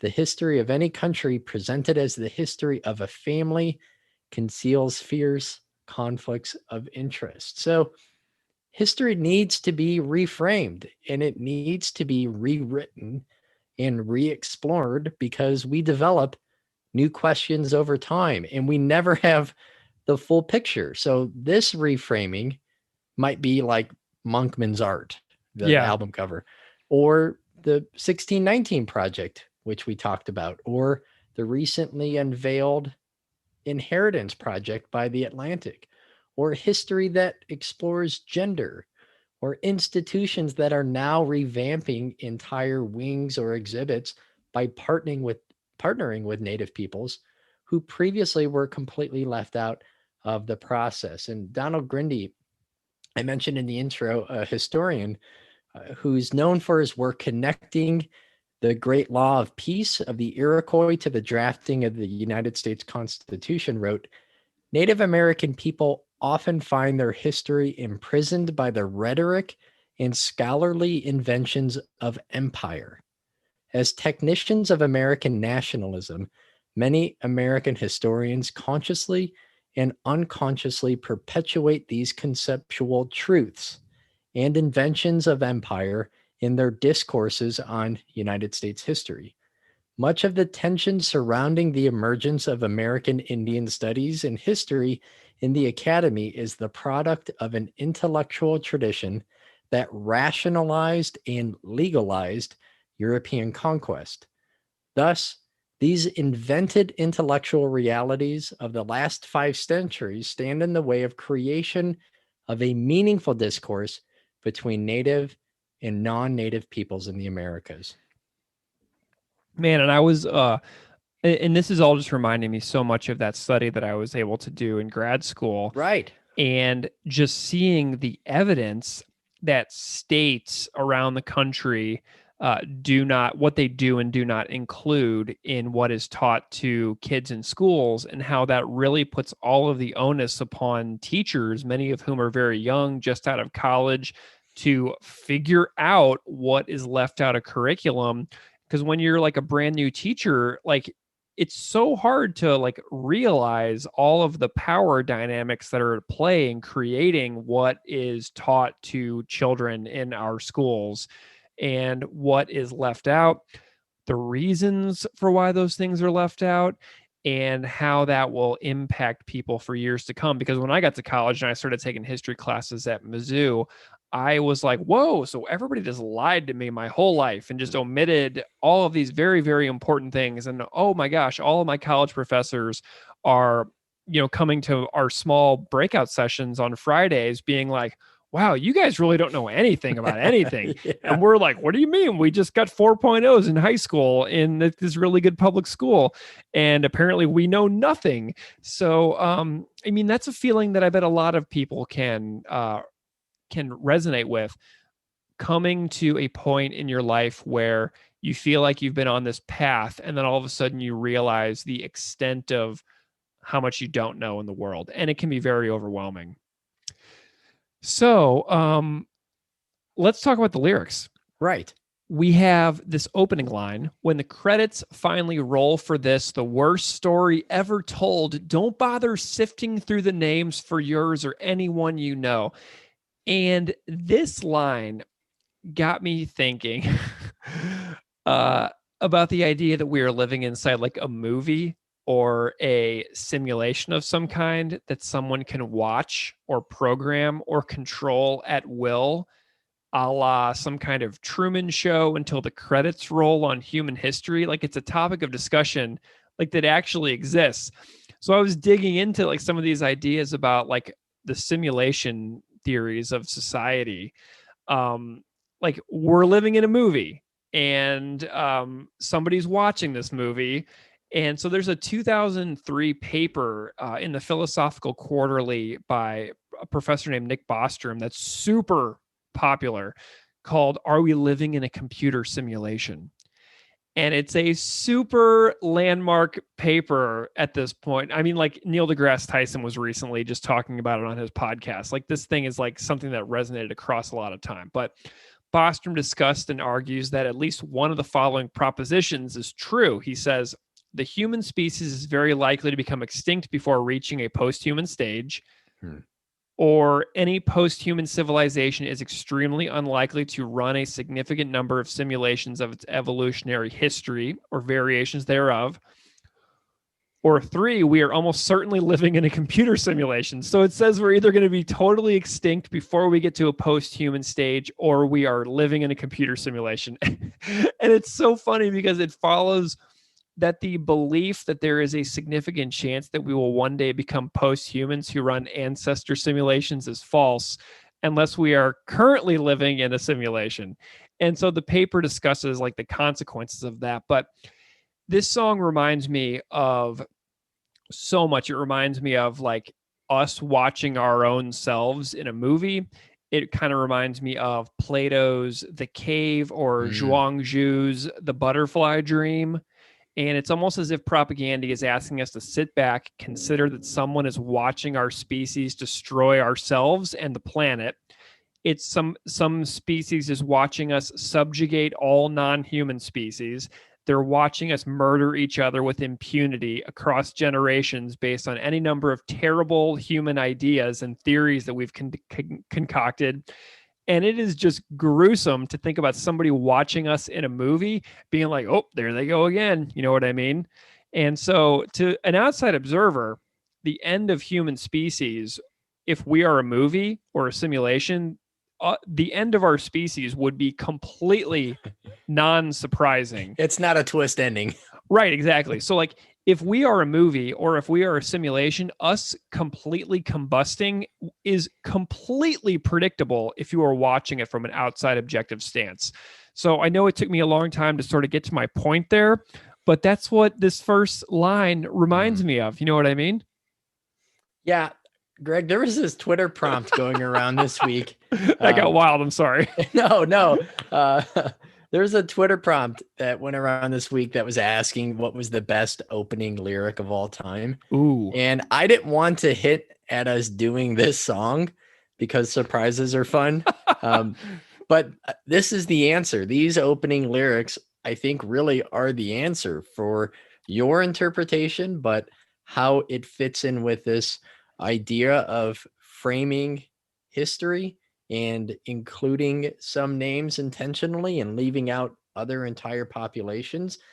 This is the type of lyric where each word is painstakingly purposeful, it's necessary, and ideas that I believe so strongly, and they're so succinctly and smartly worded that it makes me just kind of stop and think like, how do they do this? I know. How are they able to write this? So the first line introduces this lyrical theme or concept of seeing history through a production, a play, or I guess probably a movie, some sort of story, like I mentioned with the plot diagram. So when the credits finally roll, there's the edit suite, theatrical release, the script, supporting cast.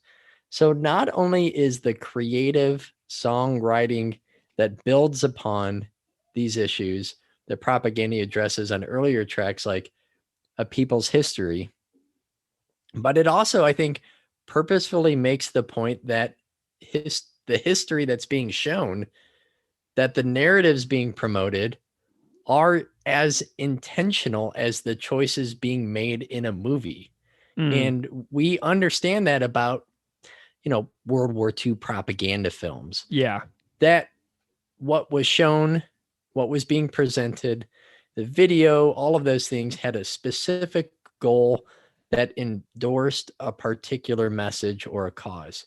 But we don't see that with the rest of history. We see the word propaganda as only in like really harmful extreme examples, and then we don't understand then when there's like something called the 1776 commission, right, that is propaganda, or when there's a middle school 8th grade history book called The Grand Experiment or some grandiose title like that that is propaganda. So from the founding father worship or the sacredness and the infallibility of the US Constitution, those examples come to mind. Like right now, Greg, my students are working on a utopia project with the language arts teacher. They're reading The Giver, and they have to come up with like their own utopia, which is a really cool project. And a student last week asked me, Mr. Goff, were you ever alive when someone tried to make like a utopia? And I said, yeah, the United States. Yeah. Like we live in something that claims to be a utopia. I mean, from the city upon a hill or the Declaration of Independence, which says, with a firm reliance upon the protection of divine providence, or manifest destiny, or the ideas that Western liberal democracy is somehow like the final perfect form of human government. The stories America tells about itself are that this is the best it's ever going to be, and it's because of a group of white enslavers 230 years ago. Like, wait a second. What? We can't do better than them? And even then, when we focus history just on them, just on the ruling elites, we don't even get their stories right. The histories are reduced to like fabricated anecdotes that are like Washington and the cherry tree. They're more of a fable than a fact. Hand turkeys. Yeah, hand turkeys. Or it's trivia like Thomas Jefferson and John Adams dying on the same day, the 4th of July, 50 years after the vote to approve the wording of the Declaration of Independence, which is a neat and interesting fact, but it doesn't really mean anything. And it doesn't help people figure out the complex forces in play from the past that define our lives today. So I'm getting to this point, Greg. I mean, my students rarely even know that, say, people like Washington and Jefferson and 13 other US presidents were enslavers. Washington and Jefferson each owned hundreds of enslaved people over the course of their lives. So I have to juggle helping them unlearn like the simplified Disney history while incorporating critical thinking and necessary skills that will be useful outside of just a history classroom, while also incorporating the lives and experiences of people who were on the business end of quote unquote progress. So just take Jefferson, for example. Okay. So in my class with 13-year-olds, we openly grapple with the fact that the author of the words, "We hold these truths to be self-evident that all men are created equal," fathered at least 6 children with an enslaved woman, Sally Hemings, who was his legal property as his sister-in-law. His, by this point, deceased wife, Martha, her father also fathered children with an enslaved woman, Benny Hemings. So Thomas Jefferson had children with his enslaved woman, who was his wife's half sister. Okay. Right. These are things, and this, how common this is, right? So I teach this to help students understand how problematic it is to see people in terms in history of just good and bad. Yeah, exactly. But also to help them understand how often this happened and how crucial it is to address this, to understand the realities of slavery that we have not fully addressed in the United States today, and especially for enslaved women. But students often miss the point, Greg, and they'll ask and attempt to try to debate. Every year it happens, they start a debate without me if Jefferson was a hypocrite, which is a response I totally understand when learning about this for the first time. But again, this just makes the history about one person, not realizing that Jefferson's contradiction is just America's contradiction, that he's just one person who easily symbolizes America's inability to live up to its own promises and rhetoric. So like I mentioned with Kyle Bailey, history in school for me was like memorizing trivia, but I tried to guide my students more in asking questions, more like, rather than was he a hypocrite, how was Jefferson able to write the Declaration while owning human beings? And then we bridge out from there, learning about enslaved people like Sally Hemings to the lives and stories of people who weren't founding father adjacent, to highlight individual experiences. And I try to explore the lives of individuals who didn't get to shape the version of the story that America has trademarked and marketed, but they're just as important to have a more holistic view of the past.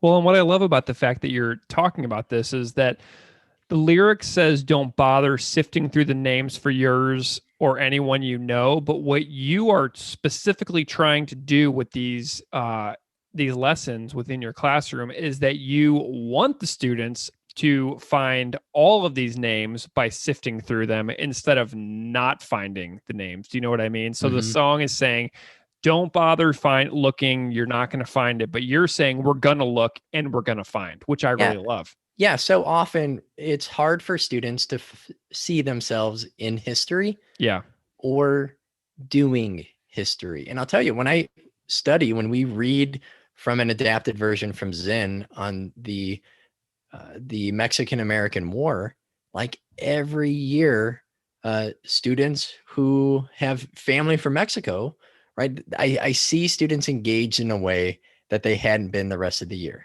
Yeah. Because there are connections. They're recognizing places. They're recognizing names. And that happens all the time. And we don't allow the history to actually reflect our students. Like, what interests would they have if it's just about the slave owning gentry millionaires in Virginia in the mid to late 1700s? Like, what connection do you have? And I do something similar with a historian of the week, because again, Google, I do this with my students. Just go to Google Images, search historian, and it's going to be a bunch of old white guys in tweed jackets. And students don't see themselves doing history as well because of the popular culture. The default version of historian in popular culture is just an old white guy. So rather than just seeing history in terms of studying presidents or studying wars, each week I highlight a different historian from different backgrounds who study things like food. As Adam Sprinson, has written a book about, vegetarians in the 19th century, or gender, or sexuality, or these topics that they don't even realize are being investigated and researched by young academic historians who oftentimes look like them. Yeah. Well, and then we go into this next part of this song where it's such an interesting line, this second line. Unless they were by chance a shepherd king, a virgin birth, a resurrection, a messianic prince, or some such childish thing. Yeah. Man, that's heavy. Harsh. Yeah.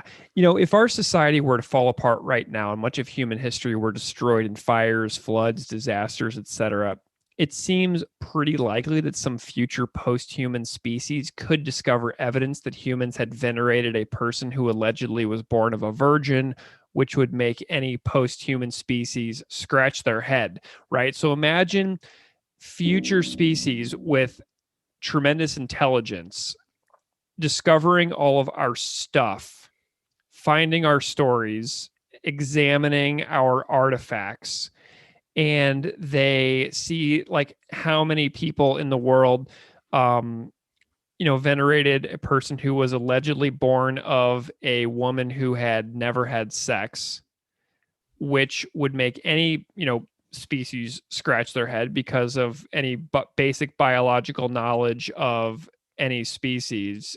You understand the process of mating and what goes into that. That they could discover we had believed this person died and then somehow was able to come back from the dead a short period of time later. A further mental conundrum, as anyone who has checked out my Classical Ideas podcast will note, I am not at all against religion per se when it is used in ways that seek to make human society and life better, more together, communal, etc. But I do enjoy examining the incredibly painful and cruel ways humans have used religion as a way to create camps, separateness, how religion has been used to harm people who aren't in the right groups, how religion has been used to oppress, especially when it comes to the notion of extremes like cultural and physical genocide. And here comes Chris, who says we did all these horrible things in the name of something childish. And I was like, whoa. Yeah. And I love that line. I think of how much human energy from many religious organizations could be harnessed and redirected into things like time spent on getting projects done that make human life for all people better, as opposed to worrying about fundraising via tithes for churches that are held in basketball arenas who don't pay taxes into making our society better for every person, and so that's one thing about this lyric that really jumps out. But this line really does ask us to question who gets remembered and for what reasons. If you ask pretty much any person on planet Earth who Jesus was, they can list the characteristics listed in this line that Chris has, and so it's asking you, who do you remember? What do you remember them for? Why do you remember them? Who told you to remember them? Does that make sense? Yeah, right. What were the purposes in doing so? And did you have a say in studying that person in the first place? Yeah. What do you think about this line? Do you have any thoughts on this shepherd king, virgin birth, resurrection line? I think it does an interesting job paralleling, I guess, the impact of and the effects of Judeo-Christian religion with kings. So you see like this religion and powerful government side by side in controlling things, whereas the peons, everyone else, is left to the dustbin. Yeah, well, and this ties a direct line to Potemkin City Limits record on Bringer of Greater Things, where it talks about the savior who will never rise. So like that's like this is like, and that song is about, that we covered that song, and it's about colonialism. It's about Canadian police brutality, which came up in the news again because of Aisha Hudson, who was killed by the Winnipeg, Manitoba police back in April. She's in the news again right now because of a court challenge, I believe, that's going on. So you can find there's a GoFundMe going on for that. But, it really ties a direct line back to Bringer of Greater Things to this line as well, talking about the savior who will never rise, but then also who is overlooked because they're not part of the right group. That's kind of what it's saying to me. And then we go on to this next line. It says, you can storm the edit suite or move to block its theatrical release, but I think we can safely guarantee that there will be no revisions to the script made on behalf of a supporting cast. So Yes. Here we have Caste with an E on the end, a fabulous play on words from the more traditional cast with C-A-S-T, like you might find in a film, cast of actors that appear on a screen. But caste, as we have it here, is a form of social stratification characterized by hereditary transmission of a style or a class, which often includes an occupation. It includes ritual statuses in like a hierarchy. It includes customary social interactions, like who you can talk to and who you're not allowed to talk to based on cultural notions of purity or pollution, which was super common with the Dalit untouchable caste in India. But, the most standout example of a caste is in the now illegal Indian caste system, which was outlawed in the Indian constitution, of Brahmins, Kshatriyas, Vaishyas, Shudras, and the Dalit untouchable caste. So like this is a scene of pleading to me, right? You can storm the edit suite out of desperation and beg people to pay attention to you. You know what I mean? Please show us in the story too. We also matter. Why have you forgotten us? Here we are standing right in front of you. Please amend your script to include our story. We belong just like you. And it just makes me so sad to think about how many billions of people have passed from this earth at this point and who lived lives in shadows and died without a single person to remember who they were or that they were even ever alive on this planet. Think about how many people are dead now who have ever existed that nobody has any recollection that that person ever existed on this planet. Yeah, you mentioned a book previously, The Illumination, right? Yeah, absolutely. So that author wrote a book before that where there is an afterlife where you go if people on Earth remember you, but there's a pandemic and people start dying off en masse. So it's these two parallel stories of the pandemic on Earth, but also this afterlife world where people are disappearing without explanation. Wow. And that thinking about it like that one day there will be a time when like no one is alive who knew me. Yeah. And wording it like that, and that our connections, our history, our quirks, our interests, like those things will be lost aside from what's recorded here on a podcast or on Twitter. We are becoming immortal right now, Keith. Right. This is why we're doing it. We're not really doing it to entertain anybody. We're doing it to be immortal on the internet. Yeah, right. So for the alien species who they don't just have the books about the virgin births, they have our podcast to sift through as well. I love it. Well, and if anybody out there is interested in that book, the author is Kevin Brockmeyer. That's it. Who wrote The Illumination, but also I don't know what the book you're talking about is called, but Kevin Brockmeyer is an amazing novelist. But so I keep picturing these people, storming this edit suite, begging to be included in the movie. You know what I mean? Mm-hmm. But isn't like a supporting cast with an E what we are? You know what I mean? If you're not like Jeff Bezos or Bill Gates or Warren Buffett or, the president or whatever, you're part of the supporting cast, right? If you make a certain amount of money, if you answer to other people who make more than you, it's likely not because they are more special than you. Like so many random and unearned privileges and advantages in society bestow a perpetuating and cyclical movement from generation to generation that like you can't break for the most part. Recent studies from the last 10 years have analyzed the reduction in upward social class mobility in the United States. Yeah. And it's becoming harder year by year to move social classes. And it's more likely that if you're born at the top, you'll stay there. If you're born in the middle, you're stuck there too. And if you're stuck in the middle and you can't rise, what that does is it creates a bunch in the middle that a person from the bottom cannot move into. So if you're stuck in the middle and you can't go up a level, that means somebody below you can't climb to take your spot. You know what I mean? So like if you're stuck in the middle, you're preventing other people from rising up behind you. And University of Massachusetts economists Michael Carr and Emily Weimers found that those who make very little money in their first jobs will probably still be making very little decades later.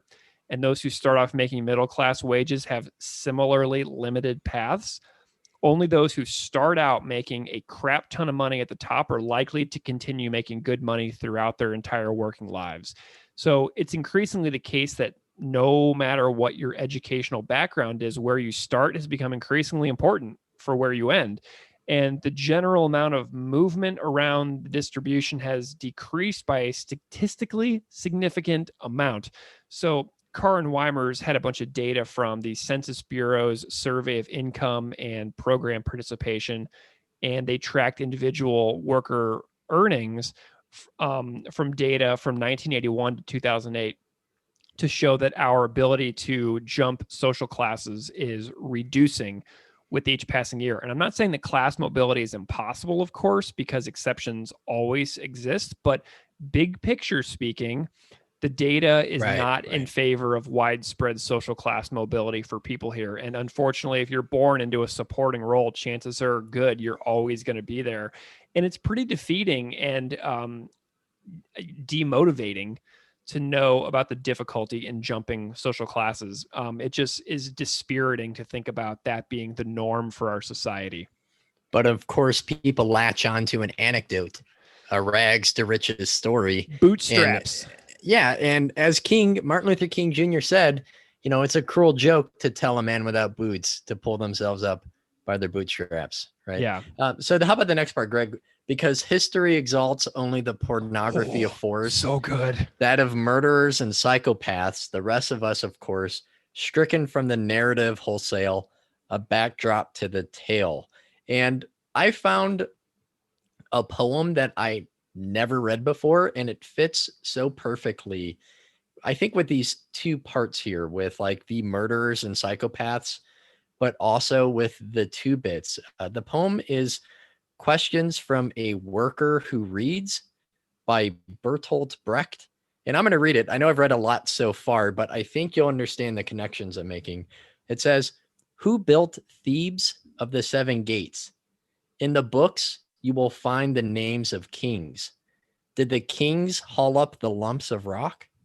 And Babylon, many times demolished. Who raised it up so many times? In what houses of gold glittered Lima did the builders live? Where, the evening that the wall of China was finished, did the masons go? Great Rome is full of triumphal arches. Who erected them? Over whom did the Caesars triumph? Had Byzantium much praised in song only palaces for its inhabitants? Even in fabled Atlantis, the night the ocean engulfed it, the drowning still bawled for the slaves. The young Alexander conquered India. Was he alone? Caesar beat the Gauls. Did he not have even a cook with him? Philip of Spain wept when his armada went down. Was he the only one to weep? Frederick II won the 7 Years' War. Who else won it? Every page a victory. Who cooked the feast for the victors? Every 10 years a great man? Who paid the bill? So many reports, so many questions. That's the best. That might be the best poem I've heard in a long, long time. That's amazing. And it kind of, and we still do that. Do you know what I mean? Like whenever we have something that happens, like for example, today we're awaiting a vaccine rollout, right? So if a vaccine gets created, watching presidents of countries claim credit for the creation of something that a team of scientists with years and years of laboratory experience, watching presidents get credit for that is disgraceful to me, because it's just not reality. Giving a politician credit for something that is created in a lab is sick, and giving an emperor credit for arches built or a battle won is sickening. And that's a really perfect fit to this song, you know? And the pornography of force line, oh my so good. God, dude, that's like one of the best propaganda lines ever. I would be remiss if I didn't give you and Kyle some credit for the failed Imagineer interview in this moment too, because you know, you guys had such a great chat about what gets taught in schools, how it's done under the umbrella of like a big war or something devastating. What is so crazy is I feel if I asked random people on the street to just name historical figures you remember from school, the vast majority of names, like on my final tally, if I did that for like a whole day, would be people who have committed an atrocity. You know what I mean? If I just said, name historical figures you remember from school, and then I just wrote down all the answers from people on the street, I feel like at the end of the day, more than not, the names would be people who had committed something atrocious against another group of people. And I love the idea of reframing many of the most well-known figures of history as murderers and psychopaths, because so many people discussed in history deserve no veneration because all they really did was commit acts of heinous violence. And if you don't participate in some kind of violence that we all sit back and gawk at, you seem to be relegated and forgotten, like all the builders of Rome. Maybe they didn't commit horrible things. They just built some buildings and then died, but we don't know who they are. But instead we know the people who were the leaders during wars in which many, many, many people died. And those who did fight are also forgotten. You know, the day-to-day life of an ordinary infantry soldier in any given war is not that of legends. For anyone out there listening, take a mental inventory of who you remember from history and think really hard about why you remember them. And if it's due to a pornographic level worship of human military dominance, death, and destruction, or if it's a person who is worth remembering because of something good they did for all of human civilization. Like, I'm not discounting the fact that some people who did violent things are worth remembering. That's not what I'm saying. I think a more appropriate way of saying it would be to check the balance of who you remember. Okay. So imagine you have a scale, right? You remember the people who have committed violent acts on one part of your scale and people who did peaceful things or good things on another scale, and see which way your balance tips. And if your scale tips towards the more violent, maybe commit to learning about some new people to balance out your scale a little bit in your human historical knowledge. So then we go into this next line here, which I love. As we, the two bits, are ushered on and swiftly off the stage with the jawbones of asses.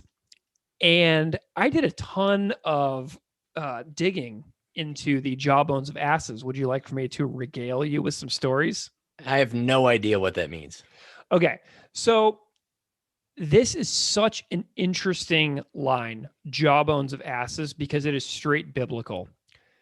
The jawbone of asses line is a passage from the book of Judges in the Bible.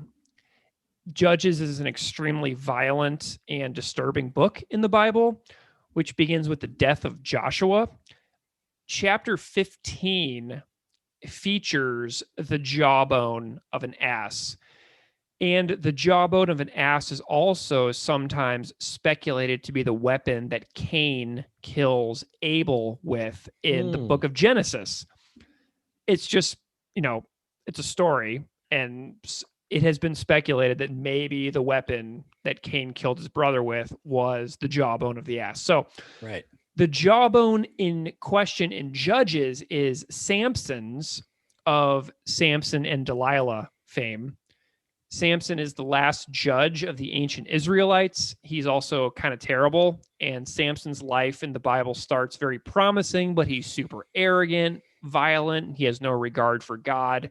He wins victories over the Philistines at the expense of his integrity, and his life ends in like a violent rush of mass murder. So like you can go and read Judges and you can find that out yourself. But the Philistines were like shouting against Samson. His life is in peril. He's surrounded by his enemies.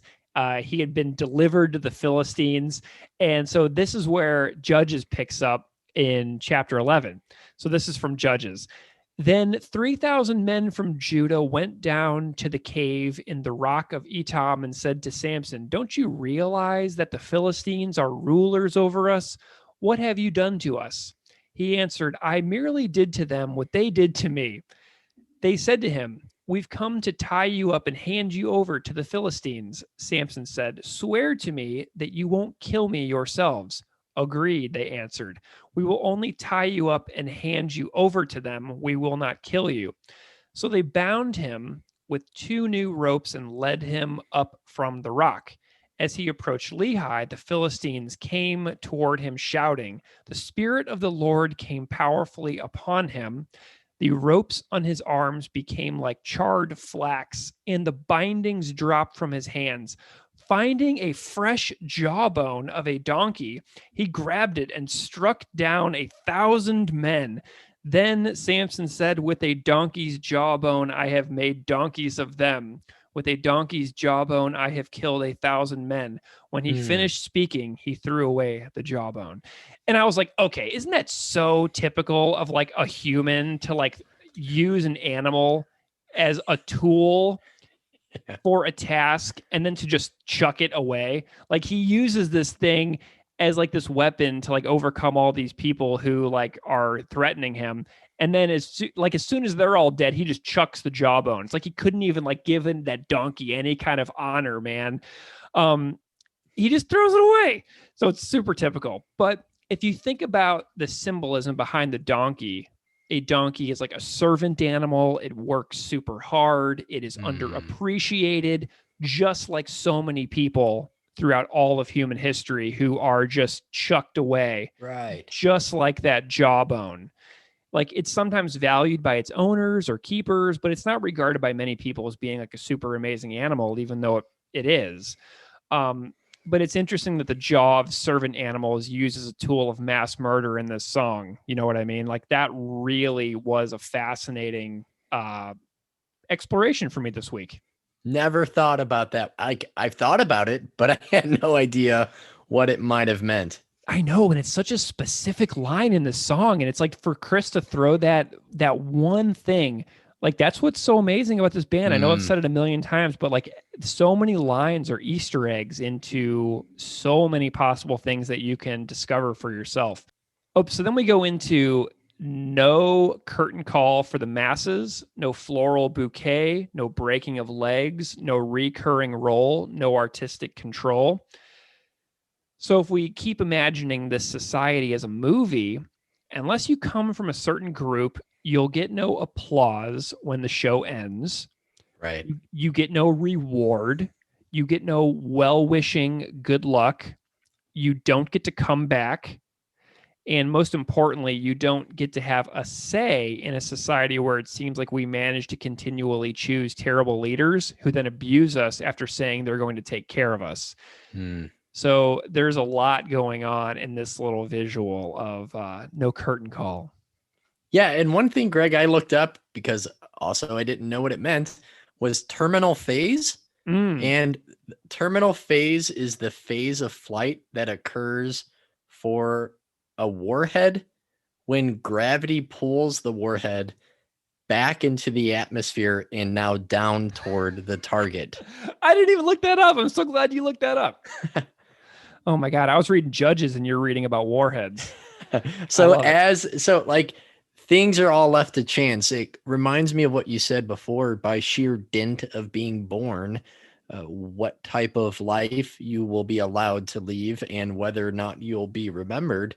And here, like as the bombs, proverbial bombs, are prepared to fall and turn back against us, who knows what's going to happen, right? If they'll actually detonate.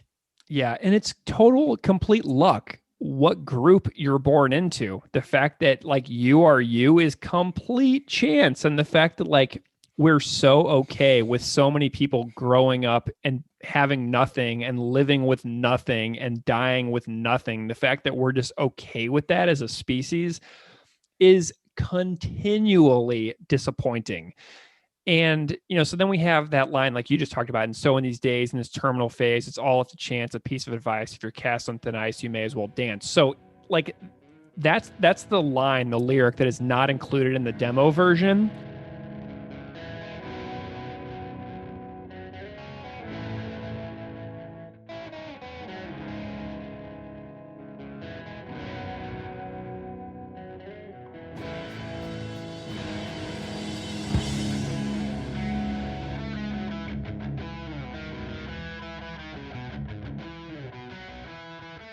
Right. That's not in the original demo, which is interesting. It's like a little side tidbit. But to me, this line is like a metaphor. Like if you picture like a misbehaving kid at school, people often treat them like all they're ever going to do is like be a loser and cause trouble. So they're standing out on this thin ice of society, experiencing everybody's prejudged notions about who they are and what they're capable of. And when that happens, people tend to seek their personhood by making it known that they too have thoughts and ideas, sometimes in the form of trouble. But if everybody's going to cast you out, you might as well make the best of it and try to, blast out of that. But it's a really, really hard thing when everybody in society feels like they have you pegged, and they just say continually what you are. And it becomes that self-fulfilling prophecy where, it's one of those things that traps people in a cycle. Right, Greg. I think this is a line of hope that doesn't always peek through the darkness too often on Propaganda's later records. And it's well needed given the rest of the lyrics in this song. And I love how the idiom of being on ice, I kind of see it as if there's really no safety net, if there's no support system. But it also is very Canada specific. Yeah. So I also visualize that quote, which is misattributed to anarchist Emma Goldman. You see it on t-shirts and bumper stickers, though she didn't say it. If I can't dance, I don't want to be a part of your revolution. So even if she didn't say it, I still think it kind of fits here. Absolutely. Well, and it also reminds me so much of the visuals within Waub's Moon of the Crusted Snow, because the entire book is talking about frozen over ice roads and things like that. So like there's so much continuity within what we talked about in that interview, what appears in his book, the imagery in there, and then also what's going on in the visuals in this song. So I really like that as well. Falling into, like, I saw it as quicksand, almost like the top of the snowbanks have crusted over and then people fall into them, which is something I never even thought of before. Yeah. So then we have this closing line: do what you feel you must, but as for me, I was not put upon this earth to subjugate or serve. This line feels like a direct sibling to the closing of Purina Hall of Fame. Better lives have been lived in the margins, locked in the prisons, and lost on the gallows than have ever been enshrined in palaces. Like, to me, these songs like talk to each other. You know what I mean? I can see both of these being spoken by a person about to be put to death. So imagine somebody about to be executed right? They're in like a gas chamber or Oh, yeah, something. super good. Yeah. Dude, I could totally picture somebody saying, do what you feel you must, but as for me, I was not put upon this earth to subjugate or serve. And then they pull the switch and the person is executed. Right. Do you know what I mean? Like I could picture these being somebody's last words, just like I could picture those closing lines in Purina being somebody's last words. And that freaks me out that I thought of that, but I was like, whoa, man, that would be something. But, you know, imagine somebody saying that as their last line. As a person on this earth, I was not put upon this earth to subjugate or serve. Like somebody, imagine somebody is innocent because 1 in 9 people on death row have been proven innocent by Brian Stevenson.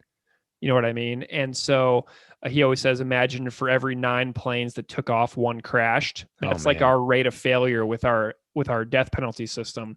Wow.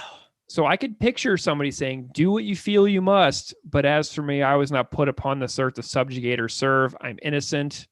Screw you. And then they pull the switch.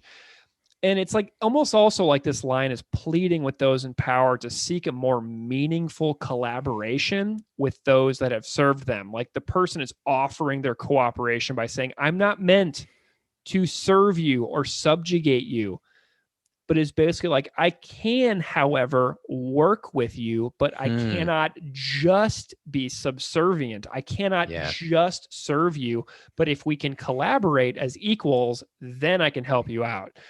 So it's asking the person on the top caste to be humble and overcome their own ingrained feeling that they are right to be on top, and to see that person from a different caste as someone worth collaborating with as equals, as opposed to just seeking to rule them.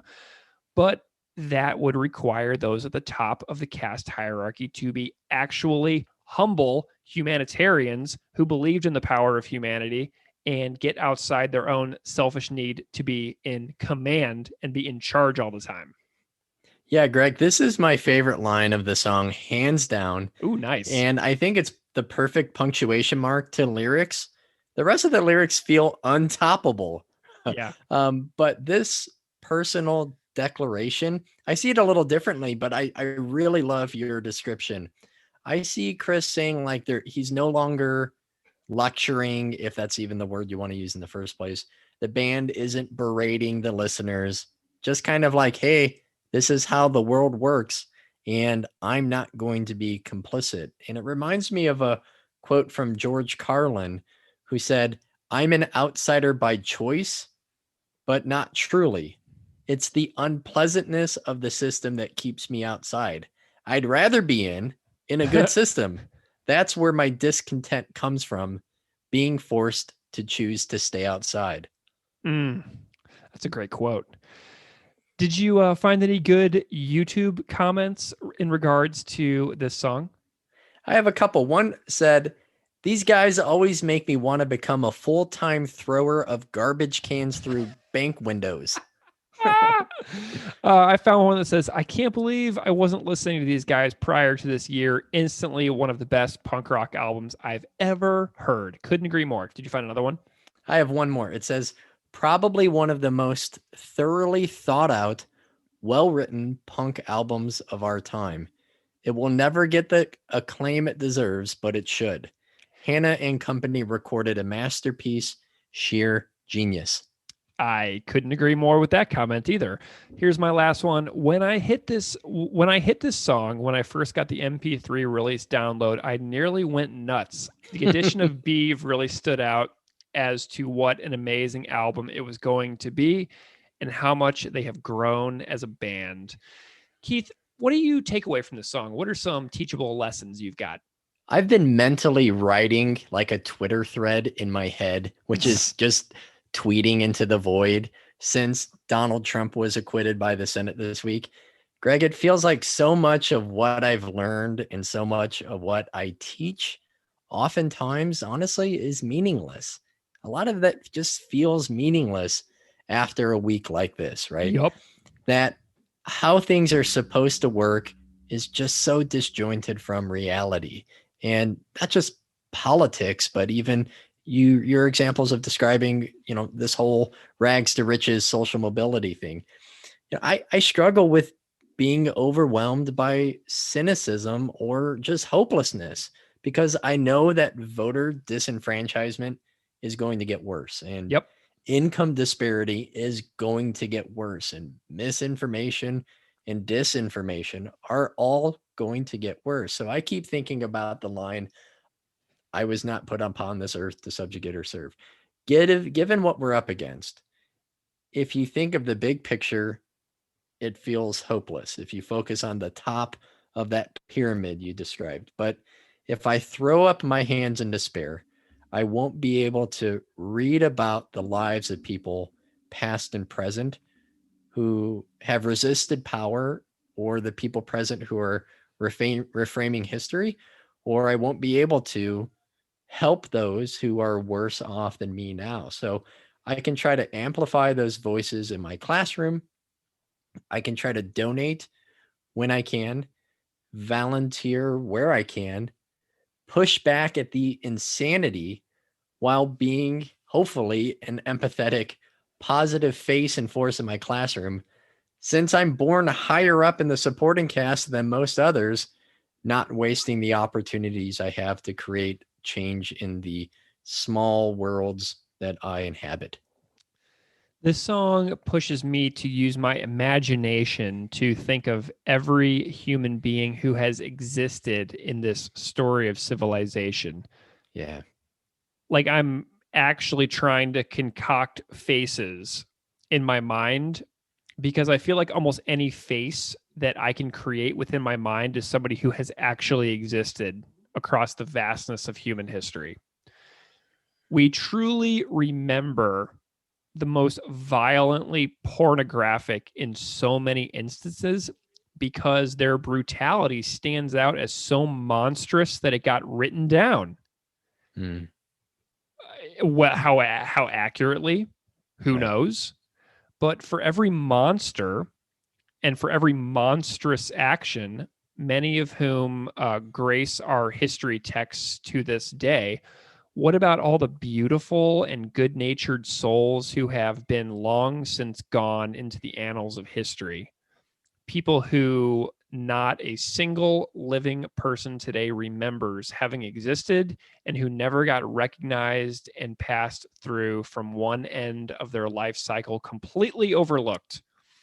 I bet so many good basic lives have happened that it would truly boggle the mind. And I bet if you can imagine a person's face, concocted in your imagination, that person has probably existed at some point in human history.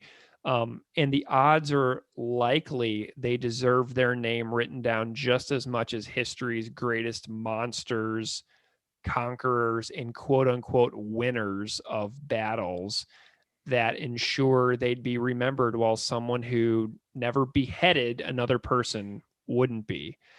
So I'm creating little faces in my mind and thinking, that person probably existed somewhere at a point in history. Because if you can concoct it in your imagination, that person probably happened. And that's just kind of what I've been doing, is picturing beautiful little lives that I'm choosing to remember, instead of these pornographic, freakazoid, violent monsters that we otherwise venerate. Keith, would you like to rate this one? Greg, for the longest time, this was my favorite propaganda song. It's the song that I sat people down and made them listen to if they Nice. said, "Oh, who's propaganda? Never heard of them." So musically, lyrically, you can't beat the song. No. And you really can't beat this album if you're not propaganda. It's just remarkable how talented, how articulate this band is. And I question any of you who would also not give the song a 5. Even Todd Kowalski sent me a message and said, "That's a good one." And I agree with you. This song is the complete package. 5 out of 5. This is easily one of my favorite propaganda songs, probably within my top 5. Yeah. Of all of their stuff. The vivid imagery, the biblical allusion, the hypothesized end of the human story, and how much we mucked it up. This song is so interpretable by any listener who seeks to think deeply. The condemnation of who is learned about in history also resonates with me fully and completely. And I find myself doing my mental inventory about who I spend my energy remembering from history, trying to balance my scale. Right. So this song asks a lot of me as the listener, and I appreciate that. And I am here for it. 11 years after this album came out, 5 out of 5. Yeah. So that is our episode on supporting Caste from supporting Caste. Thank you again so much to Waubgeshig Rice for coming on the show to nerd out with me and talk about books and music and everything that we got to. Such a great conversation. Please go find Wab and support his work. If you want to find us, you can find us on Instagram at PropagandyPod. You can find us on Twitter at PropagandyPod. And you can email us at propagandypod@gmail.com. As always, we love hearing from you. And we're going to take a week off, and we'll see you guys when we get back.